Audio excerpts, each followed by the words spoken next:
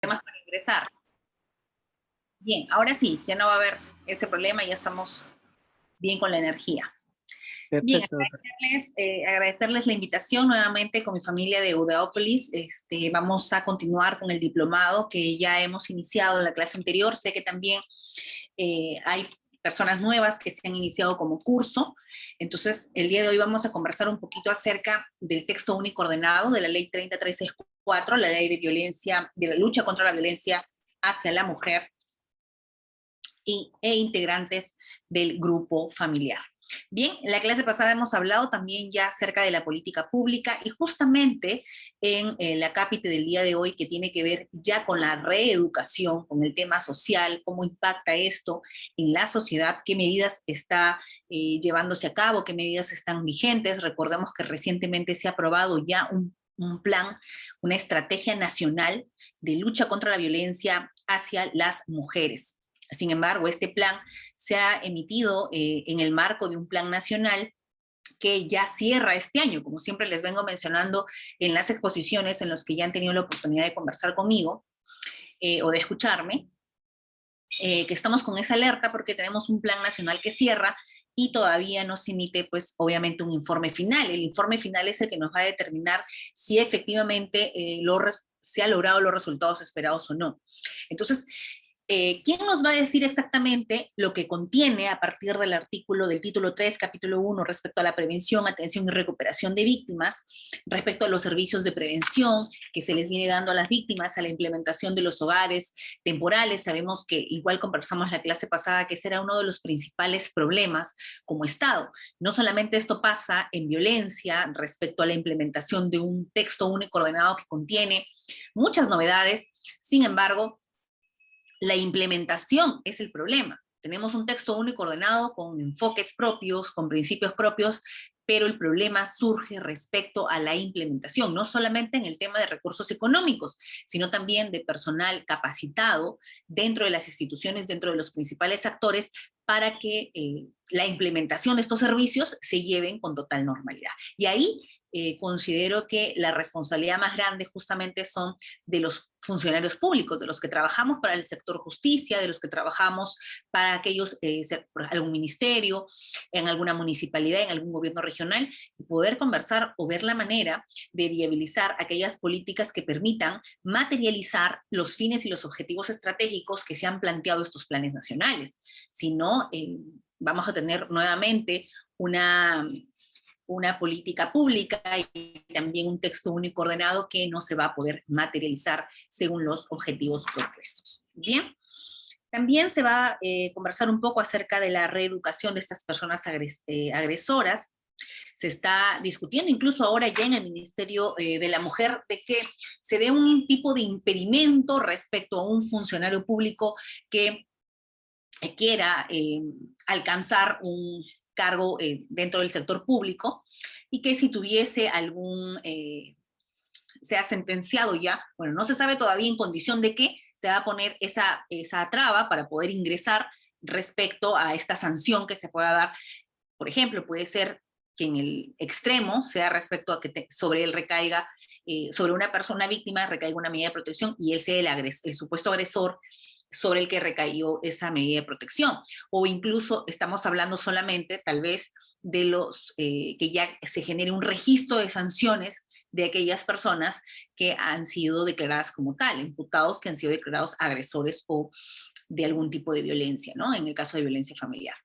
Entonces, eso nos mantiene alerta también cuáles van a ser aquellos límites para poder acceder a aquella persona que, por ejemplo, en algunos supuestos, como en algunos eventos también conversamos, qué pasa con aquellas falsas denuncias, ¿no? Entonces, tenemos que tener bastante cuidado si es que esto va a ser como parte de la política pública, porque dentro de la política se señala que tenemos que tener un observatorio, que tenemos que tener, así como por ejemplo se creó en su momento un registro para aquellos deudores morosos, por ejemplo, deudores alimentarios, que también de alguna manera hay algunos trabajos, por ejemplo, que sí hacían una revisión. Para acceder a un trabajo se hacía una revisión previa a ver si tienes alguna sanción, o perdón, o había sido denunciado por alimentos o por omisión a la asistencia familiar en su defecto. Entonces, ese tipo de situaciones tienen que, creo que deben manejarse con muy detalle, porque si no, lejos de generar un tipo de prevención, vamos a generar un desorden y vamos a perjudicar muchas veces, ¿no? También tenemos que tener de lado cuál es el nivel de índice de denuncia que al final no tenía asidero, que si bien es cierto, no es que se tiene que hacer un tamiz previo, ¿no? La persona que se sienta afectada tiene que denunciar porque ella se siente afectada o se siente víctima de violencia. Se tiene que denunciar. Eso todos estamos de acuerdo. Ahora, establecer los canales y respecto ya cuando tengamos una sentencia como tal que declare a una persona como agresor, ahí sí podríamos generar un registro para que aquellas personas que han sido, no solo hablando de denunciadas, sino que ya han sido sancionadas como tal, se puedan ingresar a este registro.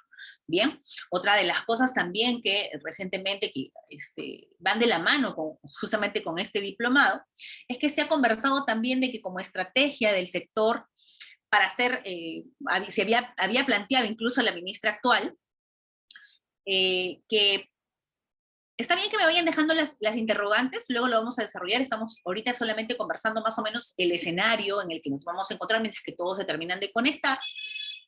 Ustedes han escuchado en las últimas declaraciones de que a los ministros se les va a hacer o se les pretende hacer un curso, así como los cursos que nosotros, que ya somos profesionales responsables, no esperamos ocupar el cargo para recién formarnos en temas tan importantes como es la ley 30364, sino lo que hacemos es una capacitación previa.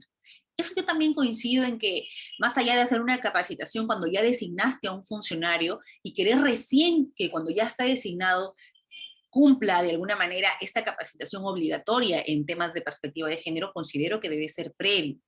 Que para yo seleccionar a un profesional para que ocupe un cargo importante, sobre todo un cargo que necesita tener este enfoque de perspectiva, si no, en cambio, nosotros que estamos capacitándonos sábado a sábado, al final no nos va a diferenciar de otro profesional, simplemente a otro profesional que no tiene esa capacitación, lo designo y luego le doy la capacitación. Eso me parece totalmente antimeritocrático y que no va de la mano. Incluso ustedes, doctores, tienen que estar siempre vigilantes de las últimas modificatorias. Por ejemplo, recientemente se ha modificado un artículo ya de los que, por ejemplo, pretendemos acceder a los concursos de nombramientos, por ejemplo, de jueces y fiscales, han salido las nuevas fichas de puntuación, y siempre hay que estar atentos, más o menos cuál es el camino que tenemos que llevar, cuál es la estrategia en capacitación. Ahora se está exigiendo para aquel funcionario que no esté en la línea de la carrera judicial, que tiene que tener obligatoriamente esta capacitación demostrada con un número de horas, por lo menos 60 horas creo que es lo que piden en la mayoría de las tablas, con capacitaciones respecto a perspectiva de género, a lo que es exactamente el análisis del texto único ordenado de la 30364. Bien, doctores, esta ha sido la parte introductoria. Voy a compartir con ustedes un pequeño material para guiarnos y seguir conversando acerca de estas políticas importantes porque van de la mano con los fines que pretende el Estado cumplir, que es justamente la etapa de la prevención y también de la reeducación. Y bueno, antes de seguir explayándome, comentarles también que desde mi ya enfoque ahora también en el área penal, les comento que hemos tenido muchos inconvenientes con el tema del registro de las sentencias, porque, por ejemplo, tenemos ya sentencias de violencia familiar donde ya existe un agresor que, por ejemplo, se le dicta una pena efectiva. Se le adiciona, por ejemplo, el tema de la restricción del contacto con la víctima, pero también, por ejemplo, en esa sentencia que se ordena ya se inscribe en el registro de condenas, se coloca que se haga un tratamiento, por ejemplo, psiquiátrico o un tratamiento psicológico. Pero en el caso de que es efectivo, ahí no hay ningún inconveniente, porque lo hará, tiene que el órgano jurisdiccional cursar un oficio al establecimiento penitenciario y decir que ahí tiene que hacerse y cumplir el tiempo, que tal vez puede ser el mismo tiempo que es el tiempo de la pena, si se dio 2 años de efectiva, 2 años de ese tratamiento psiquiátrico, psicológico.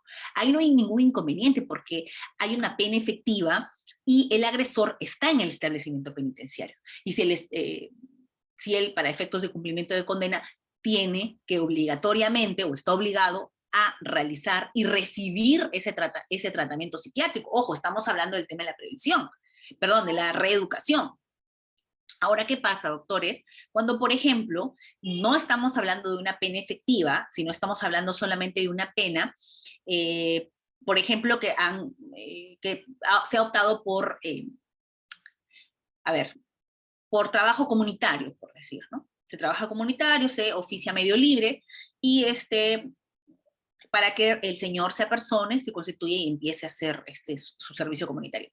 Pero adicionalmente se dispone, por ejemplo, que en un centro de salud, él realice esa terapia psiquiátrica o esa terapia en un centro de salud mental. Ahora, los órganos jurisdiccionales del área penal, exactamente, porque aquí ya el tema pasó al área penal en específico, porque ya se resolvió, se condenó al señor en el tema de los juegos unipersonales, por ejemplo, cuando ya se emite la sentencia. ¿Qué está pasando aquí y no estamos siendo alertas? El tema de la carga procesal muchas veces hace de que no haya un control o no exista un control específico sobre el cumplimiento de las sentencias en todos sus extremos. Ustedes, por ejemplo, en este caso, se le pide que realice, se le oficia medio libre para que se haga la rehabilitación, en fin, pero también se le pide que se haga una terapia psicológica o psiquiátrica en un centro de salud mental.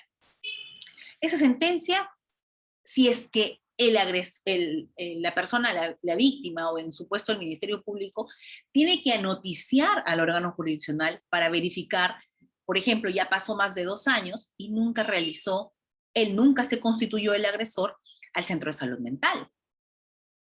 ¿Cómo yo controlo eso? ¿Cómo yo como juez puedo controlar eso? ¿Cómo el Estado puede controlar eso si no tenemos un registro integrado?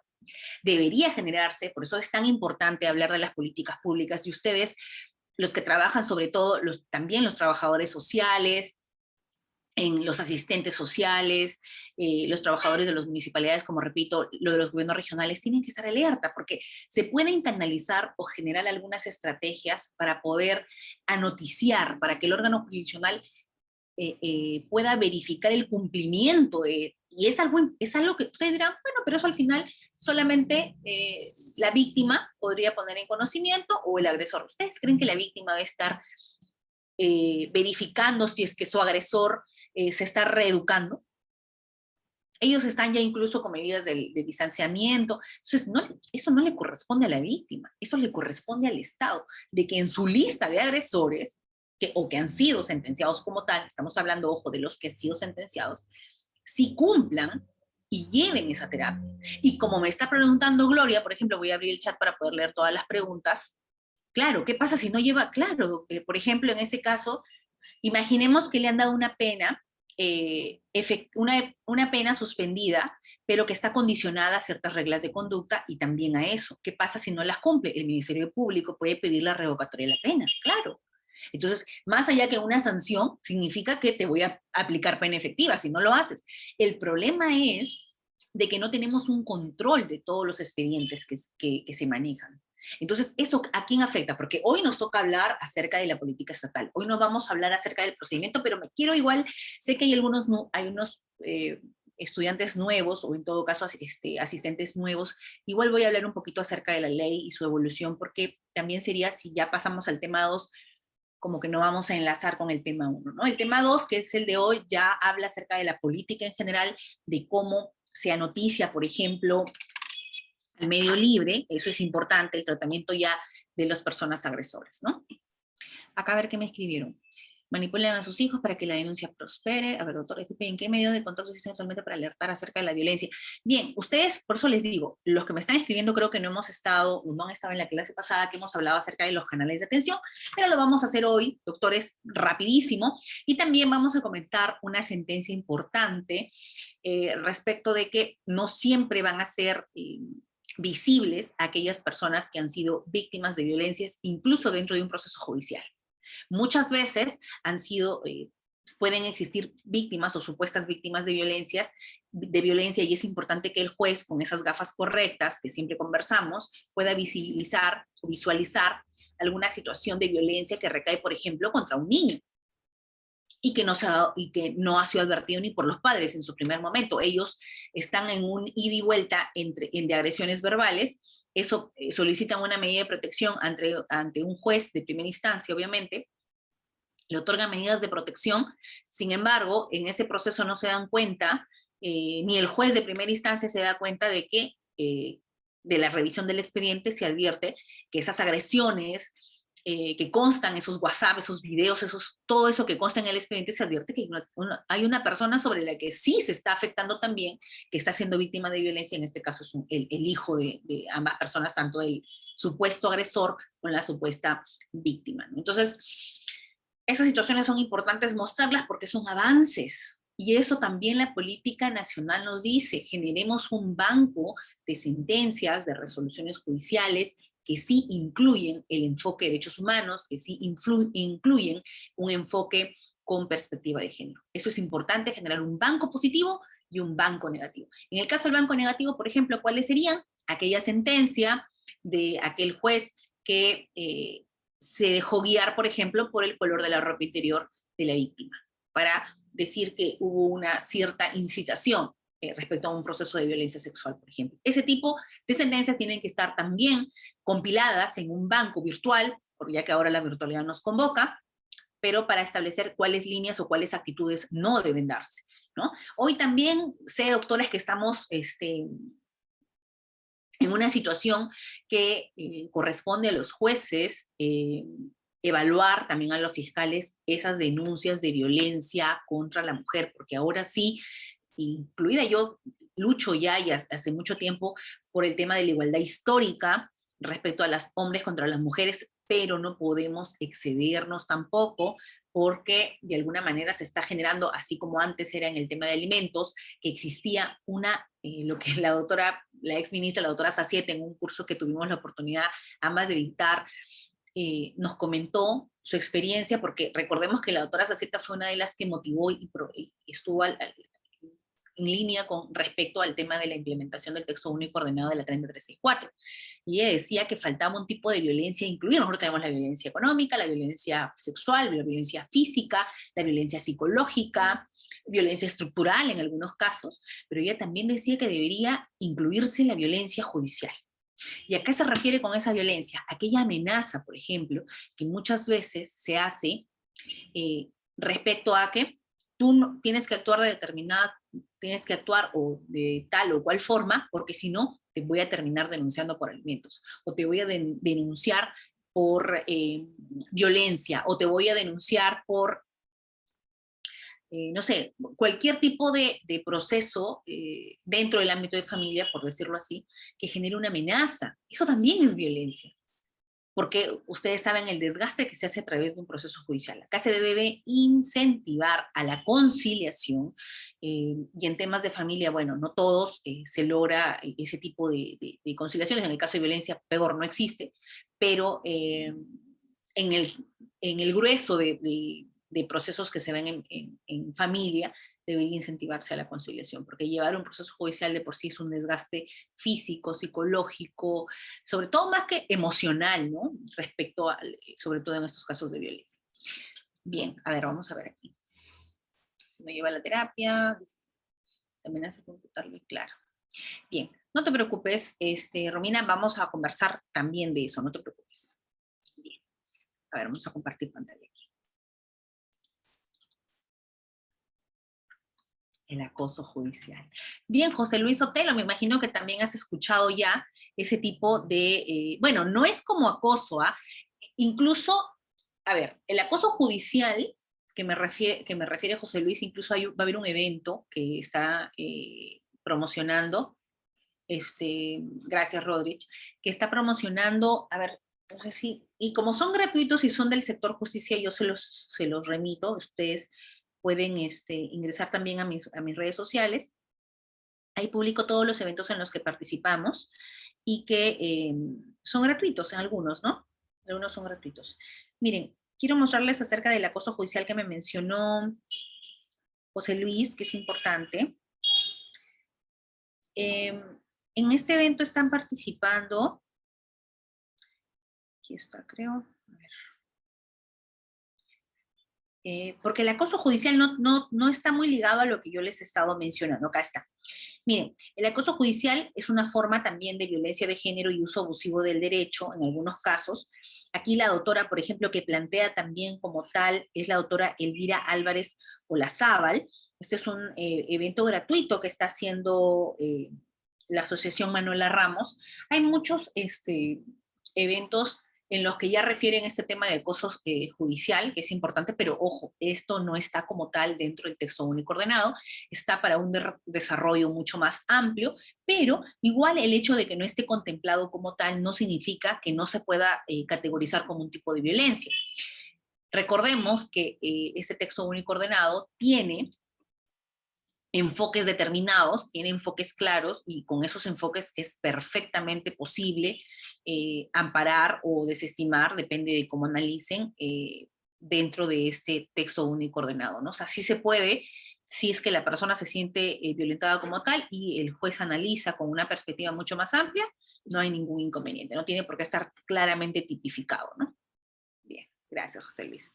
Mira, José Luis, y todos los que están conectados el día de hoy, quiero que ustedes tengan claro esto porque les va a servir mucho cuando desde sus profesiones seamos abogados, trabajadores sociales, psicólogos, tenemos que tener claro cuál es nuestro plan nacional vigente. ¿En qué estamos? ¿Cómo estás, Rosa León? Bien, mira, tenemos aquí, y ustedes pueden ver que hay un énfasis en la palabra mujer, mujer con rojito. Y abajo tenemos palabra género. Y esa diferencia, tanto en años, verifiquemos, involucra una serie de cambio de perspectiva, un cambio de enfoque de cómo vamos a analizar el tema de la violencia hacia las mujeres. Miren, en el año 2009 surge aquí en el Perú el Plan Nacional contra la Violencia. Claro, las diapositivas las vamos en el mismo el Udeapolis se encarga de hacer la recopilación de las diapositivas y se les envía. Ellos tienen una plataforma, un aula virtual incluso en la que ustedes ingresan y pueden acceder a los videos, a las diapositivas. Udeapolis tiene una aula virtual muy completa, la verdad que felicito nuevamente a Udeapolis porque todo es online, ¿no? Ya no hay necesidad de estar tanto solicitando el certificado, sino que todo está dentro de su aula virtual. Bien, tenemos el Plan Nacional contra la Violencia hacia la Mujer, que se emite en el año 2009 en el Perú. Esto es en la época de Ollanta-Humala, recordemos eso, es importante, quién fue el presidente en ese momento. Y como producto final de este Plan Nacional, seguimos con el término mujer, se emite una ley coherente con ese Plan Nacional. ¿Cuál es esa ley? La 3364. Ustedes dirán, doctora, ¿la que estamos analizando hoy día? No. Hoy estamos analizando el texto único ordenado, que significa la modificación de la modificación de la modificación, que hoy les voy a hacer una línea histórica incluso de cómo se ha venido modificando tan rápido esta ley. Pero ¿cuál fue la idea en ese momento del Estado? El Estado dijo, si ya tenemos un plan nacional contra la violencia hacia la mujer, vamos a establecer una ley también coherente con ella. Entonces, nuestra ley es coherente y la señalamos como ley para prevenir, sancionar, erradicar la violencia contra las mujeres y el grupo familiar. Pero ¿qué pasa aquí? Se establece un plan bicentenario, nos dice, vamos a adecuar todos los planes nacionales con un determinado objetivo estratégico, actividades estratégicas que nos conlleven a la elaboración de un nuevo plan, porque se dieron cuenta que este plan y esta ley en realidad no funcionaron. ¿Por qué? Porque no lograron reducir los índices de violencia alarmantes por los que estábamos atravesando. Ojo, también coyunturalmente se le da más énfasis a este plan nacional por los temas tipo Arlet Contreras, tipo situaciones que se habían dado, por ejemplo, muy fuertes en Ayacucho, en Arequipa. Entonces, esto es lo que hace que el Estado se oriente a fortalecer estos planes nacionales, ¿no? Que no debería ser así, porque, a ver, ¿es 2011? No, lo que me refería aquí es que en este caso, quien aprueba el decreto supremo, el 003-2009, aquí era en coherencia esta ley, la 3364, que ya se da en el 2015, era en coherencia con este plan nacional en ese entonces. Bien, o sea, el plan nacional en ese entonces, pero ya se aprueba en el 2015 la ley 30364. Bien. Ahora, en el plan nacional, ya contra la violencia de género, esta sí se aprueba en el decreto supremo en el 2016, ya en la época de Kuczynski. Y en esta política, ya con ya teniendo claro los objetivos estratégicos y las acciones estratégicas, entonces aquí este plan nacional dijo, ahora, ¿qué hacemos con nuestra ley 30364? Que solamente estaba centrada en el tema mujer y integrantes del grupo familiar.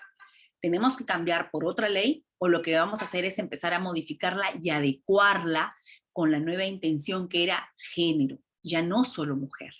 Ya no estábamos estableciendo solo una violencia en el ámbito privado, por ejemplo, y era una violencia en el ámbito público, ya era un tipo de violencia que abarcaba incluso situaciones de vulnerabilidad que sobrepasaban el término mujer, sino también podíamos establecer algún tipo de discapacidad, algún tipo de una situación, por ejemplo, de edad. Es lo que estoy consignando en el lado izquierdo de la diapositiva, que ya también podría incluirse, por ejemplo, dentro de género, la pertenencia étnica, la clase, la estructura, por ejemplo, el estatus económico también, porque estar en pobreza luego de la pandemia, por ejemplo, nos constituye un estado de vulnerabilidad. ¿Bien? Vamos aquí. ¿Quién se va a encargar de evaluar esa política? Es justamente el Centro Nacional de Planeamiento Estratégico. Y miren, el Plan Nacional contra la Violencia de Género establece algunos objetivos estratégicos, como les había mencionado. Y este primer objetivo, por ejemplo, el que tienen aquí, que para mí es el más difícil, el objetivo estratégico 1, es cambiar patrones socioculturales. Y aquí va de la mano justamente con el artículo 42 del texto único ordenado, que dice: la protección de las mujeres y de los integrantes del grupo familiar contra actos de violencia es de interés público. Entonces, por eso estamos estableciendo una estrategia nacional, que es la que recientemente se ha dado este año. El Estado es responsable de promover la prevención contra dichos actos y la recuperación de las víctimas. Es política de Estado la creación de servicios de atención y prevención contra la violencia. Miren, aquí justamente lo que se refiere al objetivo estratégico 1 es cambiar un patrón sociocultural. Y ese patrón sociocultural no va a cambiar solamente con la dación del texto único ordenado. Ese cambio de patrón se va a dar a través de, por ejemplo, incluir como parte de la formación de los profesionales del sector público, que se exija la capacitación en temas de violencia, que se exija, por ejemplo, como en Argentina, tuve la oportunidad de hacer una pasantía allá, y ahí los juzgados, incluso en la nomenclatura del juzgado, era juzgados de género. Entonces, ya solamente con la nomenclatura te daban a entender de que lo que se va a analizar ahí es la intención del Estado de fortalecer ese tipo de justicia, ¿no?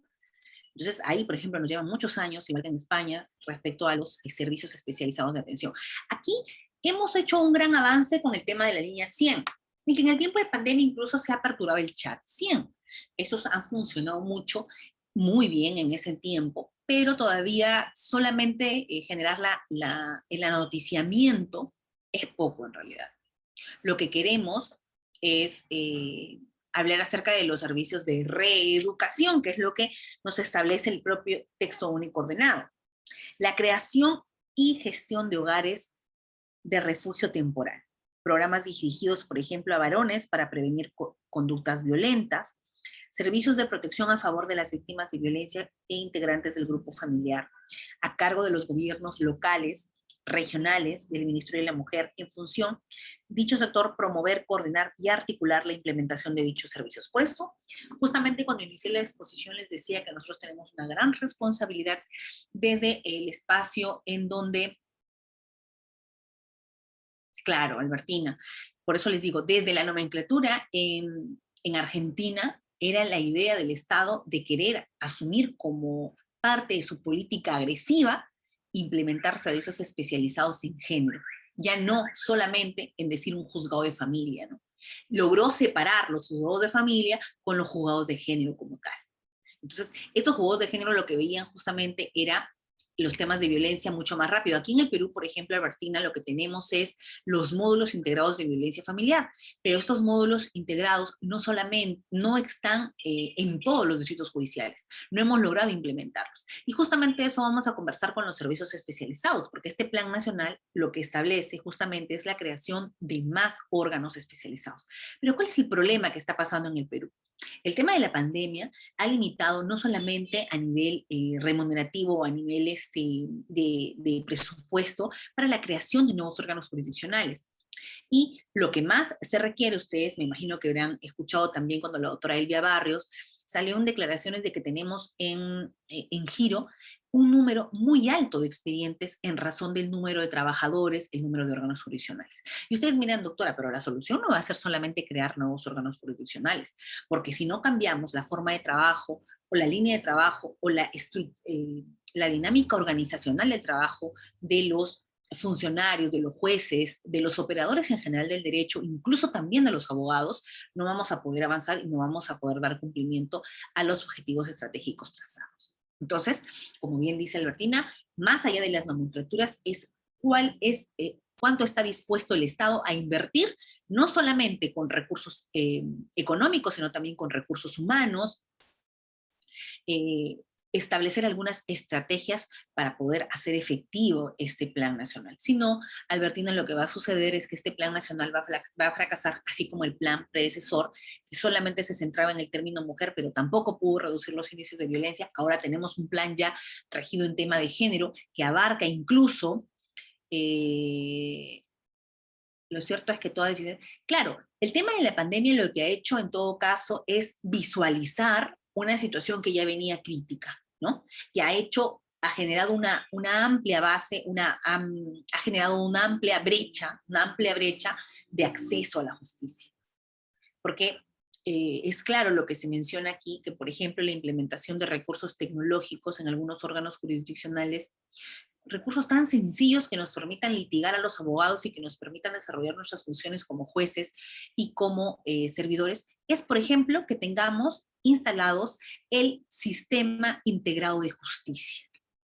Y el sistema integrado judicial, incluso ustedes ahora que no pueden ni siquiera revisar sus expedientes porque el consulta de expedientes está saturado, porque el ancha base para poder establecer estas conexiones para el servicio de Internet ha generado un caos tan terrible que el consulta de expedientes no se puede hacer. Entonces, lo único que corresponde aquí a los abogados es estar llamando por teléfono a números que a veces no nos contestan y no podemos anoticiarnos de cómo avanzan los expedientes. ¿Por qué?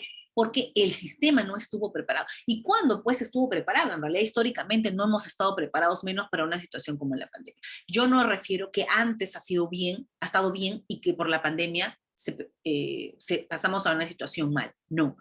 Yo sostengo en todas las exposiciones que he venido planteando de que incluso tuve la oportunidad de realizar mi tesis de maestría en la Católica justamente respecto a la implementación de los servicios tecnológicos en el Poder Judicial. Y como parte de conclusiones de mi investigación fue justamente que los productos tecnológicos que fueron planteados en un cierto tiempo de no más de 5 años llevó más de 10 años y a la fecha todavía en el Perú tenemos órganos jurisdiccionales que no tienen acceso al Internet. Ahora imaginemos esos órganos jurisdiccionales para llevar a cabo las audiencias, para llevar a cabo notificaciones electrónicas, por ejemplo. No tienen. Estuve recientemente en una capacitación en Ayacucho donde estaban celebrando, bueno, por decir así, una celebración, decían, doctora, imagínense que aquí en este órgano jurisdiccional en el que me encuentro, recién hace un mes han instalado el Sistema Integrado de Justicia y el SINOE. Hace un mes. Entonces, imaginamos cómo era esa justicia antes de esa implementación del sistema de notificación electrónica. Nos implicaba una notificación anual. Entonces, eso justamente se convierte en una brecha, ¿no? Bastante compleja. Bueno, Ajip Pérez Grimaniel desea alzar la mano. Yo no tengo ningún inconveniente si es que Udiapolis permite que pueda conversar conmigo, ¿no? Sí, doctora, en este momento.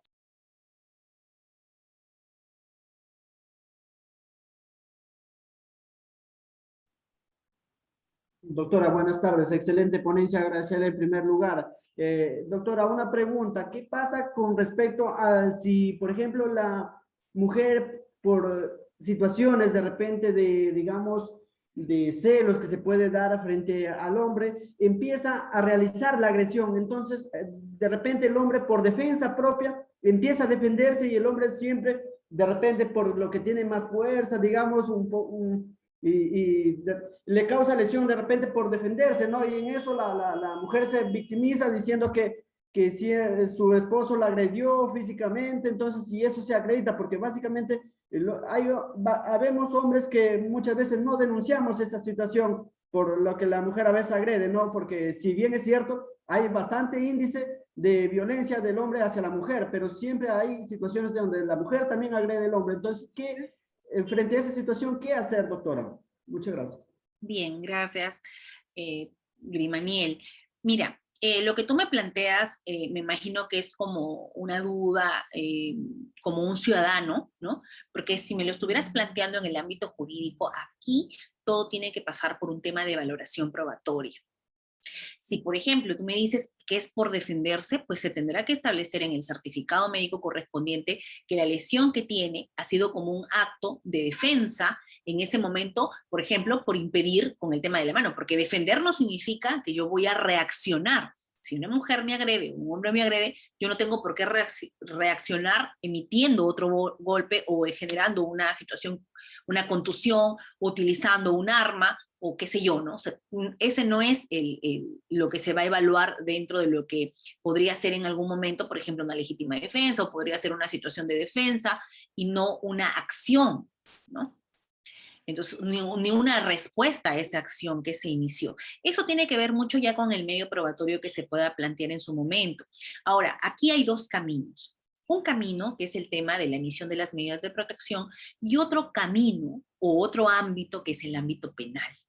En el ámbito penal es en el ámbito donde vamos a poder establecer la responsabilidad como tal. Aquí vamos a poder tener, a ver, dice, doctora, pero si se acredita en el certificado médico de que el hombre resultó con lesiones, es que el hecho de que el hombre resultó con lesiones no significa que porque, por ejemplo, yo recibo la primera lesión, por decir, la mujer le emite un golpe en el rostro, con las uñas o qué sé yo, y le genera una lesión al señor. Él no significa que él va a pararse donde está y le va a propinar a otro golpe. Eso no estaría eximiéndole al señor de la violencia que ha generado también. Entonces, hay que tener mucho cuidado en la situación porque el hecho de que yo también tenga golpes no me hace no violentador o no agresor. No me convierte o no me elimina o no me exime esa situación. Se tiene que analizar ya en el proceso penal, como les digo, en el ámbito penal, se tiene que establecer quién en realidad fue el agresor o ambos tal vez han sido, ambos se han propinado golpes, ambos han generado ese... Entonces, eso se va a establecer la responsabilidad penal dentro de su propio ámbito. Ahora, indistintamente que, por ejemplo, la juez pueda señalar o el juez pueda señalar algún tipo de medida de protección, de que esos actos de violencia, por ejemplo, se realizaron delante de un menor o delante de ancianos. Entonces, proceso de derecho de Aquiles, a ver, un ratito voy a revisar Aquiles en la pregunta anterior, un momentito. Entonces, como les digo, aquí tenemos que tener claro los ámbitos. En el tema del establecer, por ejemplo, lo que usted me dice, el certificado, de que se tiene que analizar quién propinó el golpe, si tuvo o no lesiones, eso va a ser ya en el ámbito penal. Lo que va a establecer el ámbito de protección es establecer si corresponde darle medidas de protección. Ojo, el darle la medida de protección no significa que yo voy a convertir en agresor a la persona sobre la que recaería esas medidas a favor y las que recaerían en contra. Entonces, eso no lo convierte en agresor. Ojo, aquí en el tema de la medida de protección, porque eso es lo que está generando de que muchas personas dicen, doctora, pero se está haciendo un uso abusivo, porque al final ambos nos golpeamos, ambos tuvimos los golpes, ambos hemos discutido, ambos nos hemos insultado. Sí, pero eso se verá en el ámbito penal. Yo me quedo con el ámbito de protección, donde si corresponde emitir una medida de distanciamiento, una medida de alejamiento, una medida de algún impedimento de frecuentar, de hacer tal cosa, eso sí se queda dentro de las medidas de protección y eso no lo hace responsable. A ver, aquí vamos a buscar aquí arriba tu pregunta, tiene que estar por aquí, ¿no? A ver, dice... Aquiles, buenas tardes. Pero la ley de violencia familiar ahora mismo viene vulnerando el derecho constitucional del debido proceso y el derecho de defensa. Bien, Aquiles, es tu apreciación sobre la ley de violencia. Para algunos otros entendidos también el derecho corresponde que esa ley de violencia justamente ha generado una serie de cambios al interno para establecer nuevos enfoques y nuevos principios. Por ejemplo, este texto único ordenado contiene la perspectiva de género y también incluye el enfoque de derechos humanos. Entonces, con enfoque de derechos humanos va a permitir que el juzgador ya no simplemente se quede centrado en lo que dice la ley como tal, sino que también pueda resolver con principios convencionales que están fuera de nuestro ordenamiento. Por ejemplo, ante una situación complicada en la que no se puede resolver solo con los dispositivos internos, puedo utilizar cómo va incluso el tema de la jurisprudencia a nivel internacional, cómo va en el tema de los tratados internacionales, los hago propios y puedo resolver con ello. Entonces, sí, como les comento, hay un grupo de entendidos en el tema que establecen una nueva especialidad, que es el tema de violencia familiar, y que sí, este nuevo texto único ordenado que ha sido aprobado recientemente, estamos hablando del texto aprobado en septiembre del 2020, o sea, ha sido justamente en pandemia.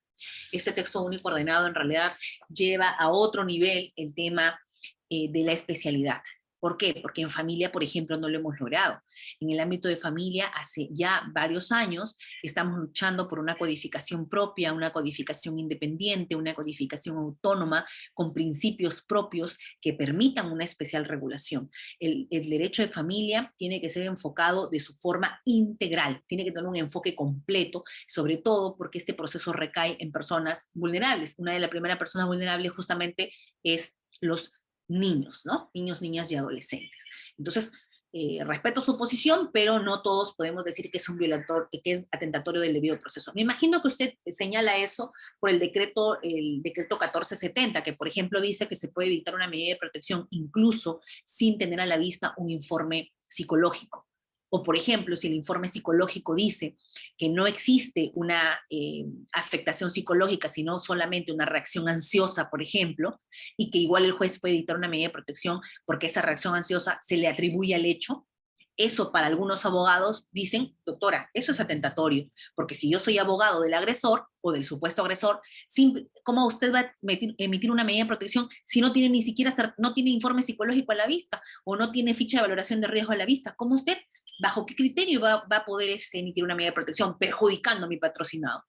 Eso es lo que cuestiona, por ejemplo, aquí Aquiles, me imagino, porque esa es la indignación que sienten muchos abogados al decir, el quien tiene el sartén por el mango es la mujer, porque la mujer es la que denuncia, encima le da medidas de protección y perjudica a mi patrocinado. Ojo, el tema de la medida de protección no está generando responsabilidad penal como tal.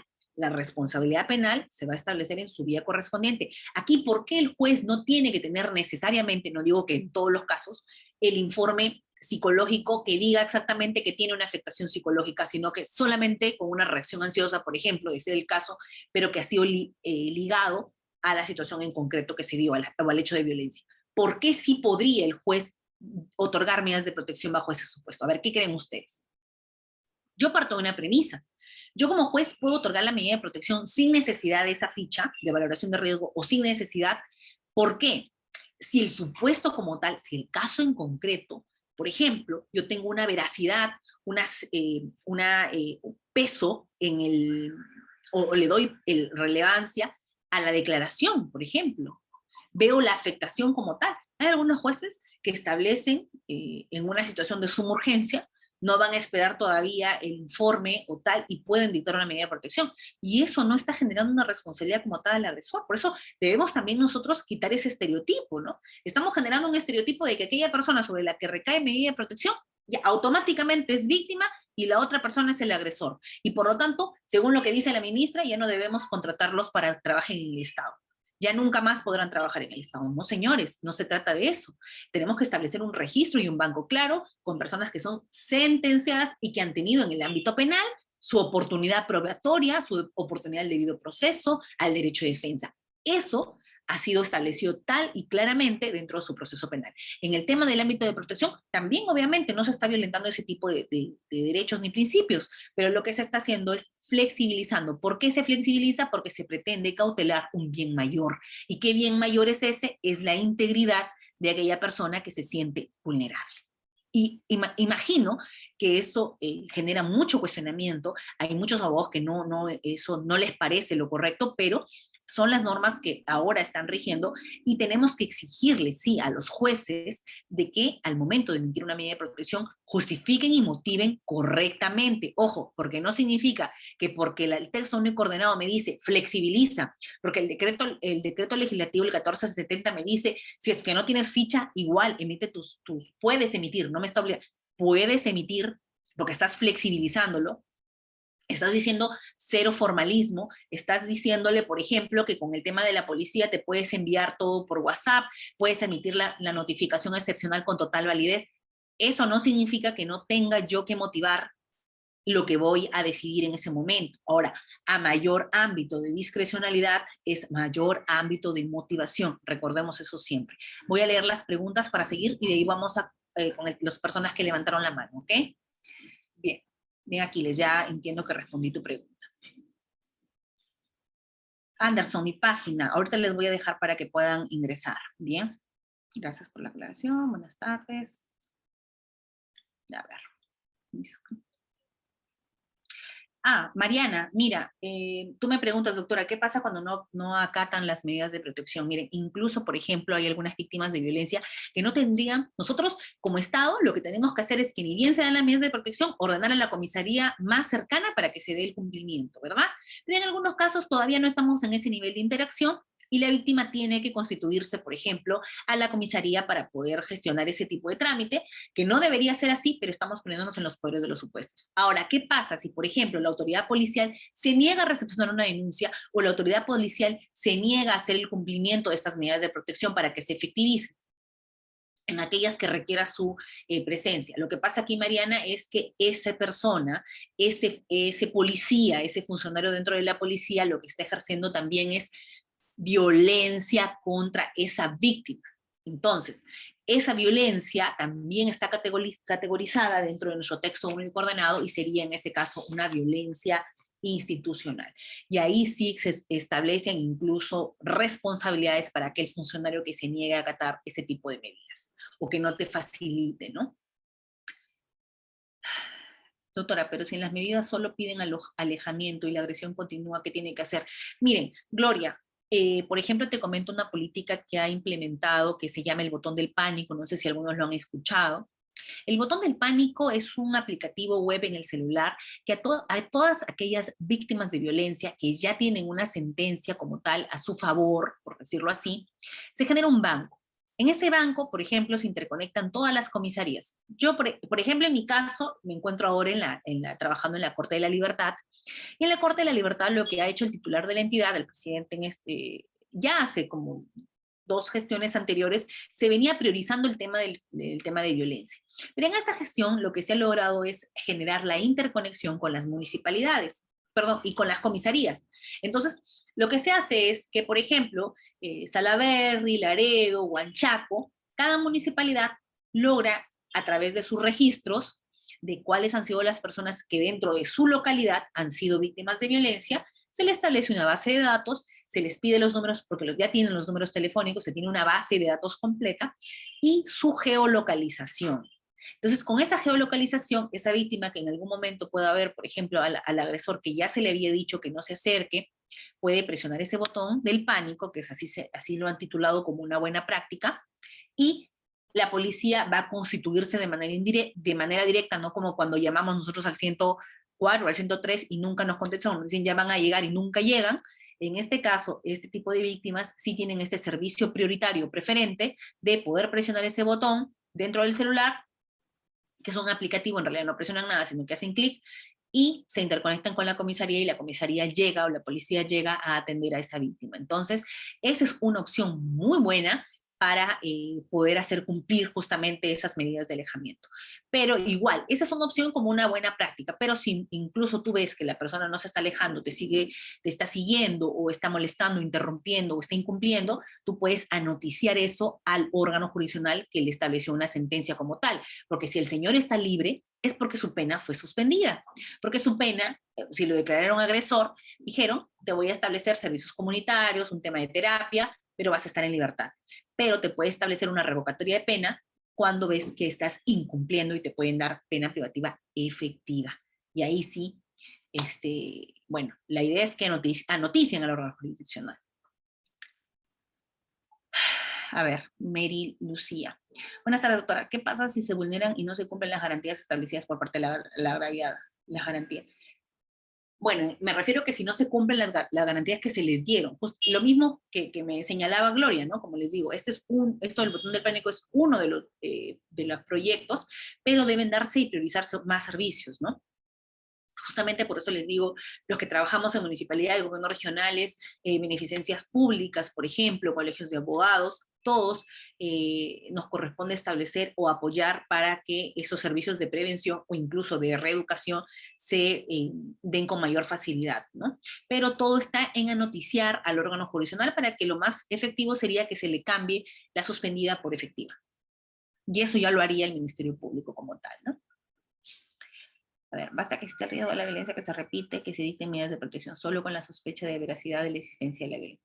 Basta que exista el riesgo de la violencia que violencia se repita para que se dicten medidas de protección solo con la sospecha de veracidad de la existencia. No sé si me estás haciendo un comentario o una pregunta en este caso, pero como les he señalado, lo que tienen que hacer ustedes justamente para que se dé una medida de protección, en este caso la juez, lo que va a hacer no es lo que no quiere una seguridad, sino lo que quiere es una justificación, una motivación y que ese riesgo no haya cambiado. Por eso es que en el tema del ámbito penal, imaginemos que en el ámbito penal se advierte la inocencia, digamos, del supuesto agresor.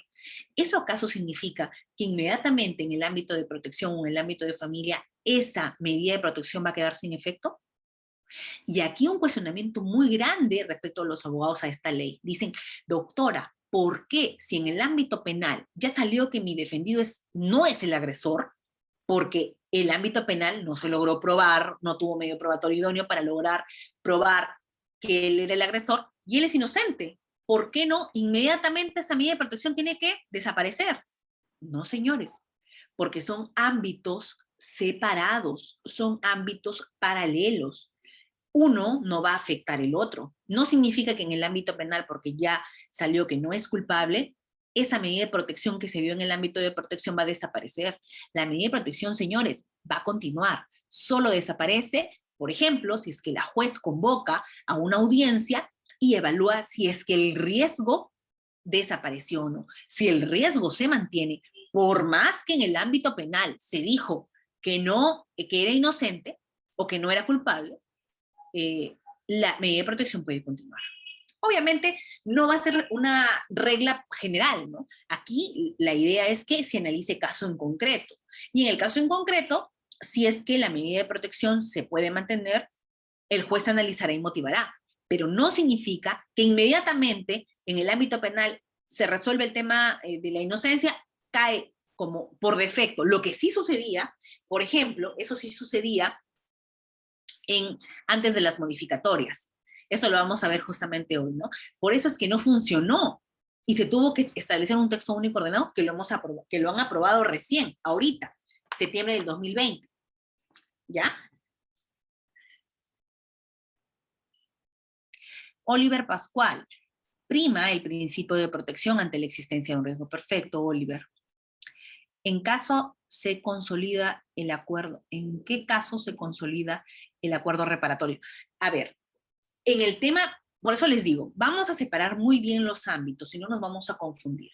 Tenemos que separar nuestro ámbito penal y nuestro ámbito de protección. El ámbito de protección y las medidas de protección lo va a otorgar justamente los juzgados de violencia en los órganos o en las cortes en los que existe la especialidad. En los que no existe la especialidad, los verá los jueces de familia, y en los que, por ejemplo, en algunos lugares de circunscripciones mucho más alejadas, en las que ni siquiera existe un juez mixto, por ejemplo, lo verá el tema de familia, incluso los jueces de paz. Miren, y eso lo establece la modificatoria, creo que es la 13, aquí lo vamos a ver, creo que es 1386. A ver, vamos a ver acá. Acá está el 1386. El 1386 modifica la competencia en aquellos lugares en los que no tenemos juzgados de familia, juzgados de violencia, no tenemos ni juez mixto, entonces ahí lo tenemos que ver los jueces de paz letrados. A ver. Lo que me estabas diciendo, Rosa Zarzosa, por ejemplo, de acuerdo al acuerdo reparatorio, esto ya lo vamos a ver en el ámbito penal, porque ahí, por ejemplo, se establece respecto al pago de una reparación, porque también así lo ha solicitado. Entonces, cuando se tiene que inscribir esa sanción en el registro de condenas, para elaborar justamente los boletines, se tiene que establecer todo lo que ha dispuesto el juez, lo que dispone, ¿no? Ya sea la pena privativa de libertad, ya sea efectivo suspendida, establece aquellas reglas de conducta que se están dando, y también el acuerdo de reparación en el monto, ¿no? El hecho del cumplimiento de la sentencia, igual lo que se hace es un cumplimiento para que no se dé un supuesto de una revocatoria, por ejemplo, ¿no? O sea, el hecho de que el agresor pague no significa que va a dejar de ser la condición de tal. No, él tiene que cumplir con lo que ya dispuso, ¿no? La juez ya dispuso o el juez ya dispuso y tiene que darse un cumplimiento de ese acuerdo. Acá, Mariana. Disculpe, pero ¿qué pasa cuando las medidas no son acatadas y se lleva a 2 menores que no se localizan?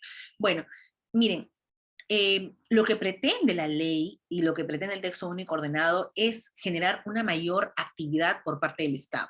Por ejemplo, se implementan servicios inmediatos de ubicación, de geolocalización, pero no se está dando ese nivel de avance a nivel de todos los órganos jurisdiccionales al mismo nivel de avance, ¿no? Eso sí es claro, de que este texto único ordenado pretende, como les había señalado, llevar a otro nivel prácticamente el tema de violencia, pero lastimosamente la falta de recurso, como les he dicho, tecnológico, recurso humano, recurso presupuestal, hace que muchas veces esta ley en realidad no cumpla los objetivos sobre los que se han planteado. Y miren aquí, porque no hemos avanzado mucho respecto a los objetivos estratégicos, miren doctores, habíamos mencionado el cambio más difícil, que es el objetivo estratégico 1, el cambio de patrón cultural. El cambio de patrón cultural va a abarcar desde la prevención hasta la erradicación, o sea, es todo. Y aquí es involucrar no solamente al Ministerio de la Mujer, sino es involucrar al Ministerio de Justicia, a todos los ministerios que pueden apoyar respecto al cambio de patrón sociocultural, porque nosotros ya hemos normalizado algunas situaciones de violencia. Nosotros hemos normalizado, por ejemplo, aquellas desigualdades remunerativas entre hombres y mujeres, aquella no cuota de género, por ejemplo, en algunos cargos políticos, como actualmente lo estamos viendo. Entonces, ya hemos normalizado ello, y no es así. Eso sí debe cambiar, ¿bien? Ojo, no significa que, por ejemplo, la paridad va a estar por encima de la meritocracia. Eso sí, nadie lo comparte.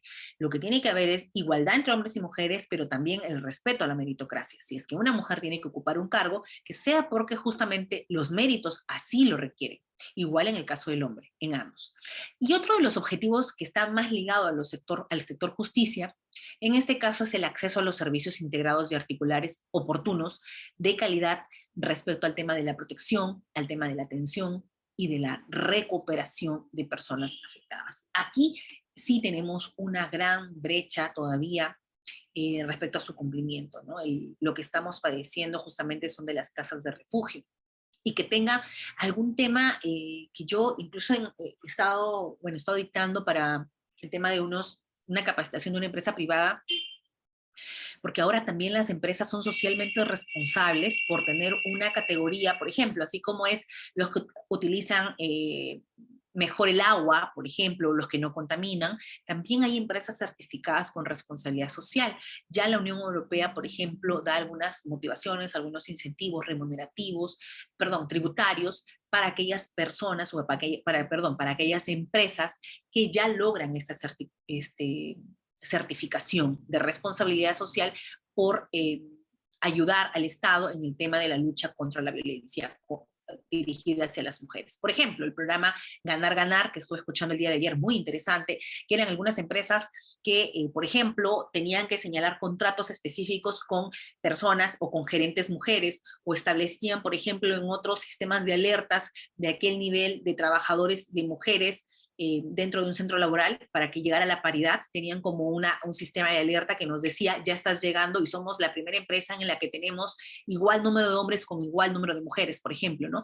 Ese tipo de situaciones que pueden, con cositas tan sencillas, que sí van a generar grandes efectos. Entonces, ya la empresa privada se está poniendo las pilas, corresponde también que el sector público logre enlazar. ¿Qué queremos? Miren, tenemos los casas de refugio, por ejemplo, que lo que hacen es algunas terapias, algunas manualidades, pero siempre hemos guiado el tema de la mujer a solo manualidades, a situaciones muy, tal vez, no tan productivas. Pero, por ejemplo, ¿qué pasa si enlazamos ese centro de acogida, por ejemplo, con alguna institución pública para que esas personas víctimas de violencia puedan trabajar, por ejemplo, en el área de atención al usuario? Eso sería muy importante, sería, incluso con eso pueden los chicos que están escuchándome, que trabajan en las municipalidades, que trabajan en los gobiernos regionales, bueno, yo he tenido la oportunidad de ganar un premio de buenas prácticas a nivel nacional de transparencia judicial justamente por implementar proyectos que beneficien a la comunidad, y en este caso uno quisiera que este proyecto también se dé, por ejemplo, de generar un enlace de las casas de refugio con aquellos centros de atención, porque son labores que no necesitan una capacitación tan amplia, que pueden ocupar totalmente el perfil y que puedan acceder a ello. Sería una forma de motivación incluso a aquella persona que ha sido víctima de violencia, ¿no? Entonces, si hay algún interesado también en desarrollar de manera más amplia, que quieren que yo pueda orientar, por ejemplo, a sus municipalidades, a sus gobiernos regionales de manera externa, puedo apoyarles, les voy a dejar mi correo electrónico para orientarles en la implementación de políticas públicas, que eso es muy importante en la actualidad. Bien, vamos a seguir. Ahorita voy a dar pase a los que han levantado la mano. Buenas tardes, ¿qué pasa si la agraviada busca al agresor? Esa es otra situación, doctores. En el tema del botón de pánico es respecto a que si el agresor incumple la medida.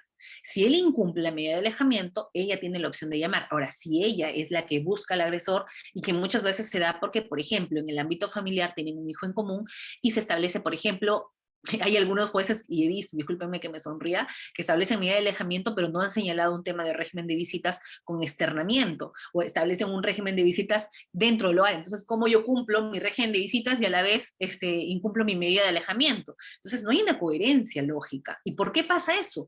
Porque simplemente me centro en dar la medida de protección, pero no analizo el ámbito completo. Lo que quiere la víctima es que le solucionen de alguna manera, de manera integral, que una víctima de violencia que ya pasó por un trauma, por decirlo así, por ese tema de la violencia, me den una medida de protección, pero que también, doctores, me den una medida cautelar. Por ejemplo, si yo tuve que retirarme del hogar porque yo no tengo recursos económicos, o no me puedo ir con mi hijo porque no sé de qué va a vivir mi hijo mañana, entonces tengo que dejar al hijo por mutua decisión con el papá, que es el supuesto agresor de violencia psicológica o qué sé yo, y yo me tengo que retirar del hogar, mínimamente se me tiene que dar a mí también un régimen de visitas respecto a él, si es que yo he decidido no tenerlo, porque yo podría pedir también la tenencia, pero si considero que él va a estar mejor en manos del padre, por decirlo así, o de la familia del padre, entonces yo quisiera tener un régimen de visitas, pero con externamiento, porque no voy a hacer el régimen de visitas, o no voy a hacerlo dentro del hogar con la persona que ya tengo este alejamiento, ¿no? Ese tipo de cositas, o por ejemplo el tema de los alimentos. Si yo me retiro justamente de mi agresor porque he sido violentada económicamente, no tengo trabajo alguno, tengo que iniciar recién o reactivarme, o qué sé yo, pero necesito un tema de alimentos porque estoy en una situación de vulnerabilidad, entonces hago de conocimiento al juzgado para que también me dé como una medida cautelar mis alimentos. O si yo me voy con el menor, que me dé los alimentos para el hijo y para mí. Entonces, todas esas situaciones, considero que los jueces de violencia tienen que hacer un análisis integral. No significa que nos estamos quitando los casos, de que los jueces de familia ya no van a ver ellos, porque, ojo, la justicia ordinaria, que es donde se ve los temas de violencia, los temas de tenencia, los temas de régimen de visitas, los temas de patria potestad, etc., eso igual corresponde a la víctima luego encausar, porque yo le voy a dar solo su medida cautelar. Si yo soy juez de violencia, yo le voy a dar solo su medida cautelar. Eso no significa una decisión definitiva. Puedo llevarlo al ámbito de familia, regresar a mi juzgado y establecer en la vía correspondiente, con la actitud y con la actividad probatoria correspondiente, puedo analizar si le corresponde, en qué monto, le tengo que dar los alimentos, el régimen de visitas, en qué fechas, ahí sí, cuando ya ordinaricé. Pero mientras tanto, lo que tiene que hacerse es dar la medida de protección y dar la medida cautelar, ambas cosas. ¿Qué pasa? Y en eso hay un nuevo hecho de violencia, dice, ¿no? Y la víctima va a la comisaría a denunciar este hecho que ella misma fue. Miren, en este caso, Kelly, en el tema más que todo procesal, sino que es en general en el ámbito jurídico, aquí ya tiene que ir por un tema de valoración probatoria, como les digo, ¿no? Porque una cosa es lo que tú puedas decir y otra cosa es lo que puedas probar, ¿no? En el tema del alejamiento, por ejemplo, si esa persona va a buscarla, pero que llega hasta su casa, tiene las llaves de la casa, cómo ingresa a la casa, tienen un hijo en común, se había autorizado un régimen de visitas que podía llegar la persona a la casa, entonces todas esas situaciones, porque analizar, por eso les digo, analizar casos en concreto en una exposición tan corta es casi imposible, porque hay una serie de supuestos que deben ser probados y eso va a tener que ser visto dentro de su vía correspondiente. Buenas tardes, doctora. Si caso de abuso sexual, en esa situación el agresor con buena conducta puede salir libre o cumple los 30 años. Mira, Heidi, en el tema penal, por el tema de violencia sexual o abuso sexual, tiene que determinarse bien sobre quién recayó esa violencia sexual para establecer los cuantos de la pena. Aquí no podemos establecer, como les he dicho, situaciones genéricos, ¿no? Y acá no hay buena conducta. En los temas de violencia contra la mujer no se otorgan beneficios penitenciarios. Ojo. Aquí les afecta el derecho a la igualdad. Bueno, no sé, me refería creo que cuando había mencionado acerca de los puestos, ¿no? Una consulta de medidas cautelares se podrían presentar en cualquier momento del proceso. Susan Coralí, mira, en el tema del ámbito de protección, cuando tú quieres una medida de protección como víctima, obviamente, o supuesta víctima de violencia, es tan corto el tiempo, en realidad, es tan breve, porque tiene que actuar justamente en un principio que consolida ello, que es el principio de intervención inmediata y oportuna, que ya lo vamos a ver. Es uno de los principios que rige este nuevo texto único ordenado, y este principio significa que incluso el juez puede constituirse a la comisaría, ¿no? Que no vamos a esperar, no vamos a ser jueces de escritorio, sino que vamos a tener una actuación mucho más diligente, mucho más activa, vamos a mover todo el aparato estatal. Ya, y la medida cautelar debe plantearse que cuando yo emito la medida de protección y en mi misma denuncia de los hechos expresados, como les digo, acá el juez es el que tiene que dictar esa medida cautelar como tal. Aquí no estamos hablando de las medidas cautelares como en el ámbito civil. Ojo, esas son tutelas totalmente diferentes, esas son tutelas urgentes. Incluso se puede dar hasta una tutela anticipatoria, y les invito a leer, tengo un artículo en Gaceta publicado justamente sobre esa tutela diferenciada, ¿no? Claro, o sea, la medida cautelar tiene que ser durante lo que, al momento de emitir la medida de protección, tiene que emitirse también la medida cautelar. Ya si tú deseas con posterioridad, eso tiene que ya ser encausado por la vía ordinaria, ¿no? Muchas veces las comisarías no ejecutan las medidas de protección porque los juzgados no envían los oficios. Paulino Cayucci, ese es el gran problema. Esa es ya la dinámica organizacional de la institución. Pero mira, ¿qué pasa acá? Aquí tienen que haber convenios entre las comisarías y la corte de su jurisdicción. Por ejemplo, hay cortes que operan muy bien, que están interconectados, que ni bien sale la sentencia, se emite y un banco hasta por WhatsApp. Y miren, los que han estado presentes en la capacitación anterior, que se iba hace una semana, intervino, justamente pidió la palabra a un policía, creo que fue de Arequipa, y nos dijo, doctora, miren, nosotros tenemos dijo, nosotros tenemos una responsabilidad muy grande con el tema de la implementación del texto único porque así se ha señalado como política pública de la institución. ¿Qué hacemos? Ni bien el juez emite del sistema integrado judicial de consultas de expedientes, nosotros sin necesidad del oficio lo descargamos por WhatsApp, dice, o me lo envían por el WhatsApp y yo inmediatamente doy cumplimiento. Cuando llegue el oficio, es ese. Entonces, miren esa actitud proactiva. En otro tipo de áreas diríamos, ¿pero qué está pasando acá? Pero en el tema de violencia se permite, porque más bien, si es que él no actuaría así, tendría responsabilidad, porque acá se habla de un actuar diligente, de una intervención inmediata y oportuna. Entonces, aquí en los temas de violencia sí está permitido que se dé esa hiperactividad prácticamente procesal, esa hiperactividad judicial, esa hiperactividad policial, ¿no? Pero sí, la brecha es grande, ¿no? Tiene que, ustedes, yo siempre les menciono, por ejemplo, a los abogados cuando siempre reclamamos, a veces decimos, doctores, pero nosotros tenemos nuestros colegios de abogados. Los colegios de abogados son nuestra voz ante las cortes de nuestras jurisdicciones. A ellos debemos reclamarles, doctores, ¿qué está pasando? ¿Por qué no se está implementando un servicio que interconecte la comisaría con tal? Mire, esta corte tiene cuántas comisarías dentro de su jurisdicción. Ya, perfecto, vamos a interconectarlas. Va a haber un funcionario responsable que va a enviar por WhatsApp o por algún otro medio, por correo electrónico institucional, va a enviar por semana el registro de tal, vamos a tener actualizado ese registro. O generamos un Google, un formulario, un Drive, por ejemplo, un Google Drive, un documento Drive, y ahí le generó usuarios y contraseñas a todos los que son cada uno representantes de las comisarías, e inmediatamente nos transmitimos la información.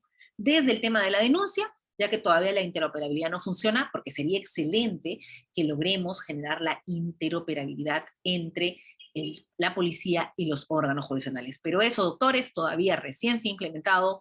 En las noticias he visto que la doctora Elvia Barros creo que ha implementado en Ventanilla. Siempre en Ventanilla implementan porque es una corte y que tiene todos los servicios. Con ellos empezaron incluso los antecedentes penales virtuales, los antecedentes también, todo lo que es antecedentes virtuales, implementaron Eje también ahí, creo. Entonces, porque es una corte que tiene todos los servicios, es una corte relativamente nueva, entonces ha sido beneficiada, ¿no? Pero ahora, eso pasa con las mismas cortes a nivel nacional. Tenemos, por ejemplo, en Ayacucho, una banda de internet que nos permite interoperabilidad.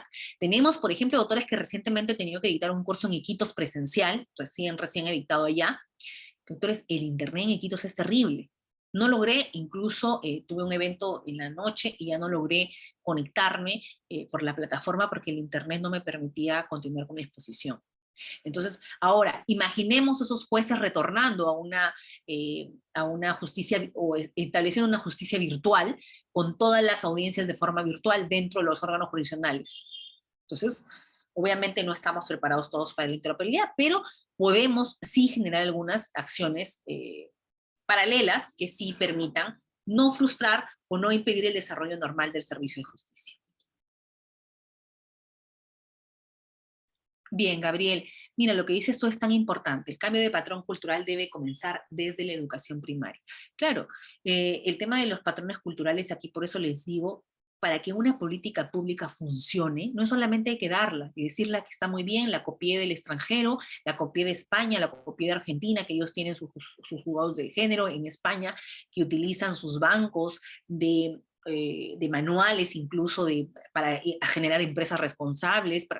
No se trata de eso, se trata de generar también valores, establecer enfoques desde las aulas, desde los colegios. Ustedes recordarán, doctores, que en ese tiempo, 2017, 2018, iniciaron toda una campaña respecto a con mis hijos no te metas, el tema de que dentro de la política nacional de educación se quería implementar o incluir el tema de género, y eso generó toda una situación que retrasó la actualización, por ejemplo, en el tema de las reglas de Brasilia, se generó una discontinuidad, por decirlo así, en la adhesión a estas reglas y a estos componentes de vulnerabilidad.